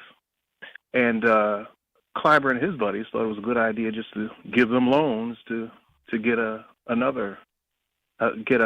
debt, or a new home, quote unquote, that they could hardly pay for some of them. Others are still living in those homes. Well, let me ask a question here, though. Now, is Charleston in his district? Part of it. Yeah. That ain't poor. Part of it. That ain't poor like that, y'all. I got one question for Charleston, South Carolina. Is the Lowe's open yet? What? Yeah. I got one question for Charleston. Have they finished that $1 billion mega resort on the bayfront there in Charleston yet? Have they finished that? Because, brother, that ain't poor at all. Oh no. But some of the descriptions of what some of these black politicians are doing down there. They passing the bag. I want y'all to understand. By the way, they passing the bag. Now, let's be very clear about that. They passing the bag. You don't get this kind of buck dancing and cooning from a nigga this dumb and illiterate unless somebody done passed him something. So they go and they let him slide. You get to get the bag as long as you kissing up ass and whatnot, but as soon as they done with you and you've outlived your usefulness, here come the feds to come lock you up. So they ain't come for him just yet because they still need him. But his daughter might not be so damn lucky, so she'll get up in there and be, y'all got to give me a bigger bag than my daddy. Inflation is eating up my check. And they'll be like, okay, this heifer here got to go. She gonna serve one little old good term, and then here they come to get her ass, and she'll be sitting up there screaming, "We shall overcome." It's like, okay, you ain't gonna give what your daddy got. So, brother, ain't that what happens, y'all? Kwame Kilpatrick, all these second generation people. The first generation might do it. Jesse Jackson, nobody came for him. Jesse Jackson Jr., get your ass in this paddy wagon. Oh yeah. No dynasties allowed. I'm trying to tell you. They'll you're more likely right on that. They'll come after her if they may let him. I don't know. They might not let him go quietly into the night. He may have made a few enemies up there, rubbed a few people the wrong way, and they may. No, not Jim Clyburn. They need him too much because he's basically Jim Clyburn goes back to the Clinton administration. So all the old bootlicking niggas who loved Arsenio, and I liked Arsenio too. I'm talking about when Bill Clinton was on Arsenio, that's still that nostalgic moment for them. Jim Clyburn is a part of that. So the political machine doesn't want to rub that constituency the wrong way. Because then you get the word from Clyburn, the next thing you know, now them niggas don't really think. They would just be in full-scale revolt simply because Clyburn said so. So in his case, you kind of going to have to just... unless the nigga is just sitting up here. You think they're gonna let him? Unless the nigga takes out a snub nose and starts putting in people's back and say stick him up. Unless that happens, you're really gonna have to just let him slide. You need him a little bit too much right now. The Republicans might come after him. I don't know. Just for GP, just for optics, Well, I mean, look, it wouldn't do them. It wouldn't do much good in the first place because he's not a threat. Jim Clyburn is a political animal. He's a political creature. He's not making no waves. I mean, he's not a threat to anybody. So, I mean, the Republicans come after him, but he's not a threat. Yeah, but, they like optics now. They'll go after a black person just for what it looks like. Yeah. I mean, I just think it would take a certain set of circumstances for that to happen. But in any case, like I say, definitely, if you take a look at his district, you take a look at not even his district, take a look at his job and what he says. I wouldn't give a damn what was happening there and whatnot. This guy is literally telling you he doesn't have to do anything. He doesn't want anything. So just on philosophical grounds, hell no. If you did have a prosperous district, it wouldn't be because of him. It'd be a fluke. So he can't actually point to anything. Look, that was one of the things that I learned leaving Louisiana and going to Texas. Now, in Louisiana, our congressmen, or senators, J. Bennett Johnson, the rest of them, they were really good for bringing in money for the base. So that was really what they did. The roads would tow up from the flow up because they weren't really good for bringing in money for interstates. What they did was their whole thing was bringing in money for the military bases. So just a bunch of old Southerners. They don't think business-wise. They're not good for that at all. That's what they did. Move on over to Texas, and their senators and Cornyn and the rest of them for decades, Lyndon Johnson, I mean, they were always about getting money in for freeways, getting money in for investment, getting money in, and that's what they've shown. That's why you have these megalopolises over there like you do now. It's a complete difference and change in mindset. So if you've got a politician like James Clyburn, he should be having billions of dollars coming into that area. Billions. Now, don't get me wrong, they're building some freeways, but I'm talking about where black folk are concerned. Everywhere we are supposed to be looking like that waterfront down there. And it's not. And that's not accidental. Thank you very much for giving us a call tonight. Let me get called from area code 504. You're on live with the Black Channel. What's your name? Where you calling from? My name is Steven. I'm calling from New Orleans. I'm a local truck driver. And my question for you is that if we voted for Donald Trump just for the economics, just talking about economics from that point, because you were talking to the last caller earlier, and you were saying that it benefit drivers, well, really owner operators. Drivers. If you are in the transportation industry, not just trucking, if you're in the transportation industry, if that's what you work in and you don't like regulations, you don't like folk cutting into your money and everything else, I mean, it's a no-brainer. Not just trucking, transportation, period. Oh, okay. All right. Well, my question is, would it be a bad thing for us to vote for Trump just from the standpoint of economics, though? I understand that both parties don't have, us in favor of doing anything for us, but just, be from that standpoint with that. Well, I mean, here's my position, okay? My position is we gave Biden 4 years. Tell me what we got to show for it in any regard. So I can't say vote for him for any reason. Any other candidate, and that would include Donald Trump, well, I mean, I would just leave it up to you to vote your conscience. What I can tell you is if you support Biden, you're just going to get more of the same. At best, you will get nothing, and at worst, you all are going to get walloped in the trucking industry. Because, by the way, they already want you all to be basically all electric by 2030 or 2035, which would be absolutely devastating to the industry. The trucking electric vehicles are not ready. They're not viable. They're too limited. You don't have the scale for it. And even if you did, you're not going to get the same efficiency that you get out of internal combustion engines. It would be crippling to the industry. So, like I say, in the airline industry and FedEx and others, we can go down the list. So what I will tell you is my only thing about it is, look, Joe Biden is in office right now. He's had every opportunity to make his case to us why we should support him for 4 damn years. And what I'm saying is he's failed. And that wasn't accidental. That was his plan. Hey, I'm going to show you. I ain't doing nothing for you niggas. Okay, well, all I can say is they say vote blue no matter who. I'm like, okay, we know anyone but Joe. I cannot endorse him at all. Beyond that, I would just simply say vote your conscience. All right. That was it. Thank you very much for giving us a call tonight. And don't let anybody scare you about any candidate. I'm not here to scare you all about anyone, including Joe Biden. Don't let anybody scare you about any candidate. You don't vote because you're afraid. You vote what is in your interest. You don't vote out of fear, and you don't let somebody else make you afraid so that you're ignoring reality. Vote your conscience. Vote your conscience. Whatever that may be. Even if you support the couch ticket. For those of you voting couch lazy boy 2024, you know that ticket, President, Vice President, President Couch, President Lazy Boy. Okay, if you Vice President Lazy Boy, so President Couch, Vice President Lazy Boy, if that's the ticket you voting for from the sleep party, all right. From the lounge party, if that's you, I mean, vote your conscience. Caller from area code 904, you're on live with the Black Channel. What's your name? Where you calling from?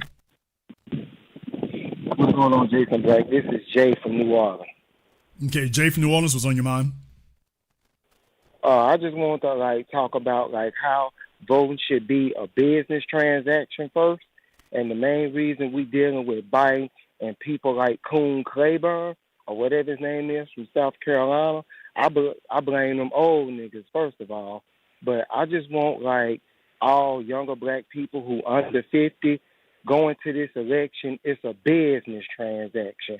You don't have to like everybody you do business with. Use it as a tool so you can get more resources. That's all I'm saying, Mr. Black. Well, and that's the way it's supposed to always be. Dr. Claude Anderson told us this. Hell, Malcolm X told us this. You're never supposed to walk into an election booth except to extract benefits. You don't walk into the election booth because it's your civic duty and it's not volunteer work. You don't go into an election booth to exercise. It's not volunteer work. You came there to get something.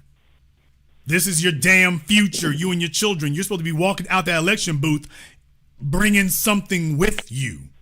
And if somebody's sitting up here able to deceive your simple-minded ass and get you to show up to give them something, and then they literally telling you, and by the way, I ain't giving you nothing. Some folks were just raised in really abusive situations, I suppose, as children. That's the only way I can imagine a person could rationalize to themselves, somebody telling you, do something for me, and I ain't doing it, and tell you to your face, I'm not doing a damn thing for you. Now, you better show your ass up in 4 years. Yes, mommy. That's all I can imagine is no more than that. I got one more question. What do the Democrats plan to do after 2024? Okay, you didn't listen to last night's program. I'm telling you what they're going to do. They're going to do the exact same thing. Everybody asked me this in 2016. Jason, did they get the message? I told you all in 2016 when Trump won that time. No. They're going to go they're just going to try to remix the playbook and re-engineer the formula, and they're going to come right back and try to do this again because it's most convenient for them to tell themselves, them niggas blowing off steam, they'll get over it. 2020 came, and a lot of folk got fooled with the head fake. Folks were calling me, talking about, yeah, Jason, Biden won. You don't know what you're talking about. I said, stick around. All of a sudden, them folks is dead ass quiet today. They fell for the head fake. So if they get trounced, despite their best efforts a second time, Jason, what will happen? They're going to go back and try to remix the formula again for 2028. Well, let's see if we can tweak it a little bit to fool these niggas some more. Okay, let's go ahead and tell them that, black folk deserve reparations. Okay, that's not the same as you gonna get it. That's not the same as you advocating for it. So look for them to start trying to incorporate a little bit more, because now they've incorporated economics and entrepreneurship. Look for them to try to figure out a little bit more jargon with no policy being offered. See, that's that dance the Dougie stuff. I'm dancing your music so I understand your life. No, you don't. You might be using our jargon. You've handpicked certain parts of our jargon, but you are not talking about how you're going to implement it in the policy. That's that head fake. That's that bait and switch. If they lose in 2024, and right now it's pretty much looking like this is going to happen with wings on, they're just going to try to remix the formula for 2028 and see if they can find a Barack Obama, that guy Westmoreland up there in Maryland or whatever. They're going to try to find somebody like that who they think will resonate with us and give us nothing. They think they're going to probably try something like that, and then they'll be back in 2028 to see if it will work, because remember, their political foundation is giving us nothing.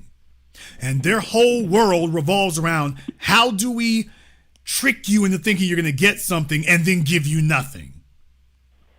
That's all they're going to do.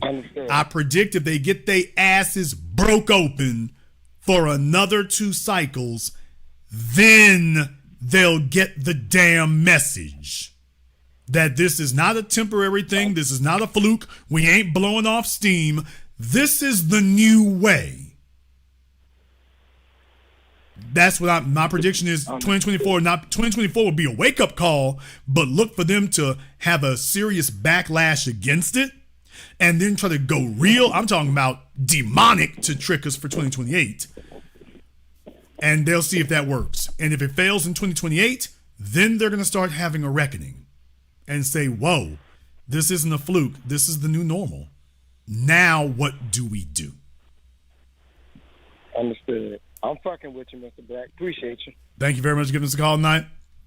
Like I told you all last night, if they get their asses broke open in 2024, they're just going to go back and try to figure out that they been in their minds, they have an incentive to live in denial.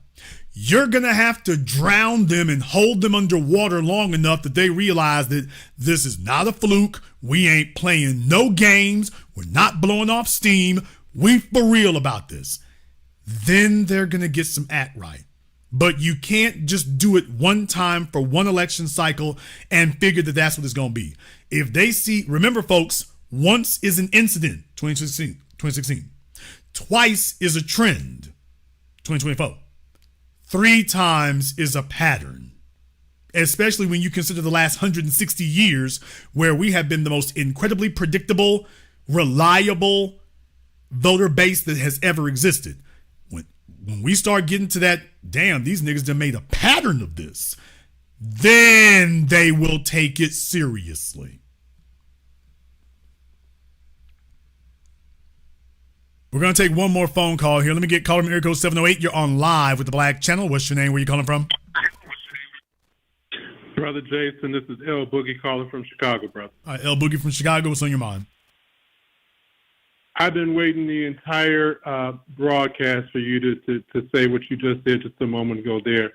And I just asked you this question, brother. Are we prepared to win? And quite possibly even win this election cycle?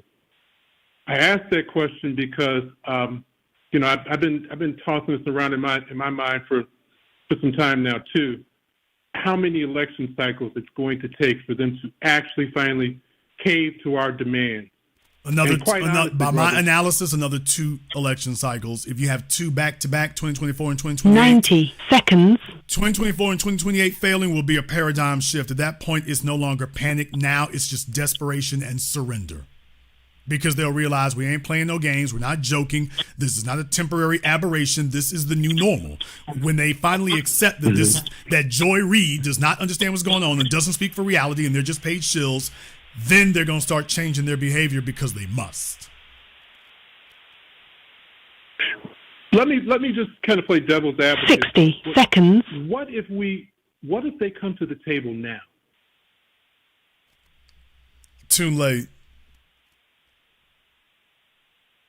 You can't throw some Hail Mary and think you're going to flip something on us on the last minute because you've had 4 years to execute policy. Why would I believe you now? Why don't I go ahead and let Trump take a try at it and you work double hard next time? Wow. Also, so another thing. That's the answer I was looking for. Well, slow down. Also, another thing to address what you said there before. Brother, you said, what will it take for us to win? Here's the issue. We don't have to. I want y'all to understand the art of war. We don't have to, quote, win.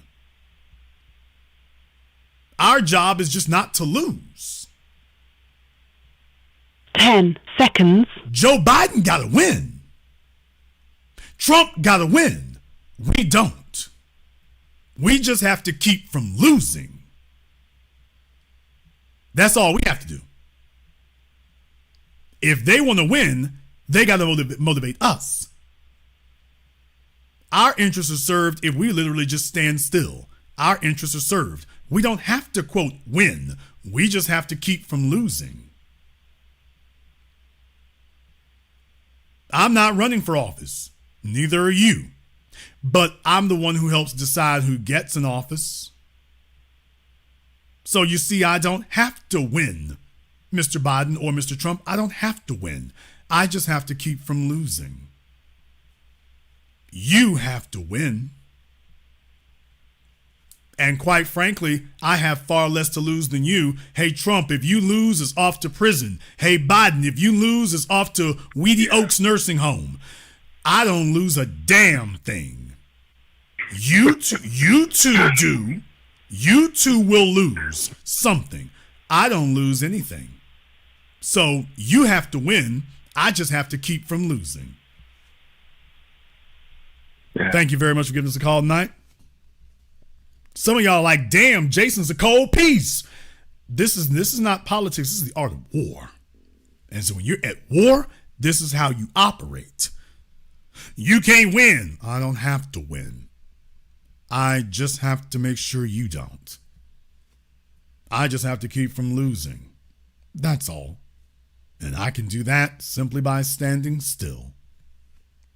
You, on the other hand, well, you don't have that luxury. Well, folks, I think it is a done deal. Folks realize that it's not stuttering. They're in big trouble. And can you imagine what the next few months will be? The very next time that Biden has another senior moment, I'm just letting y'all know right now, his next senior moment will be the last one. If he does it again, it's over. Because at that point, it's not you. They won't be able to argue it was one bad night. Let me end tonight's program with that. You can't argue it was one bad night if he does it again. And everybody's going to have their cameras and microphones on to catch him if he does it again. Y'all remember Hillary Clinton stumbling her way in that SUV. Everyone's microphones and cameras are going to be on to catch him again to see if he does it again. You won't be able to say it was one bad night anymore. And you got 4 long months. And he needs to be more visible in the next 4 months than he's been in the last 4 years if you're going to convince the electorate that that was just one bad night. I don't envy them. Not at all. We're going to go ahead and wrap things up here tonight. If you are new here to the Black Channel, welcome to the Haven of Intelligent Black Thought. We do this every weekend. Click that red subscribe button. Click that yellow notification bell. Join us each and every time that we are here. If you haven't been to our website, blackchannelfilms.com, go check out our documentary work, 7 a.m., Gentrified Race War, as well as our upcoming documentary, 8 a.m. The link is in the description. You're going to want to check that out as well. I want to thank everyone who has tuned in for tonight's program. Thank you for watching live or recorded.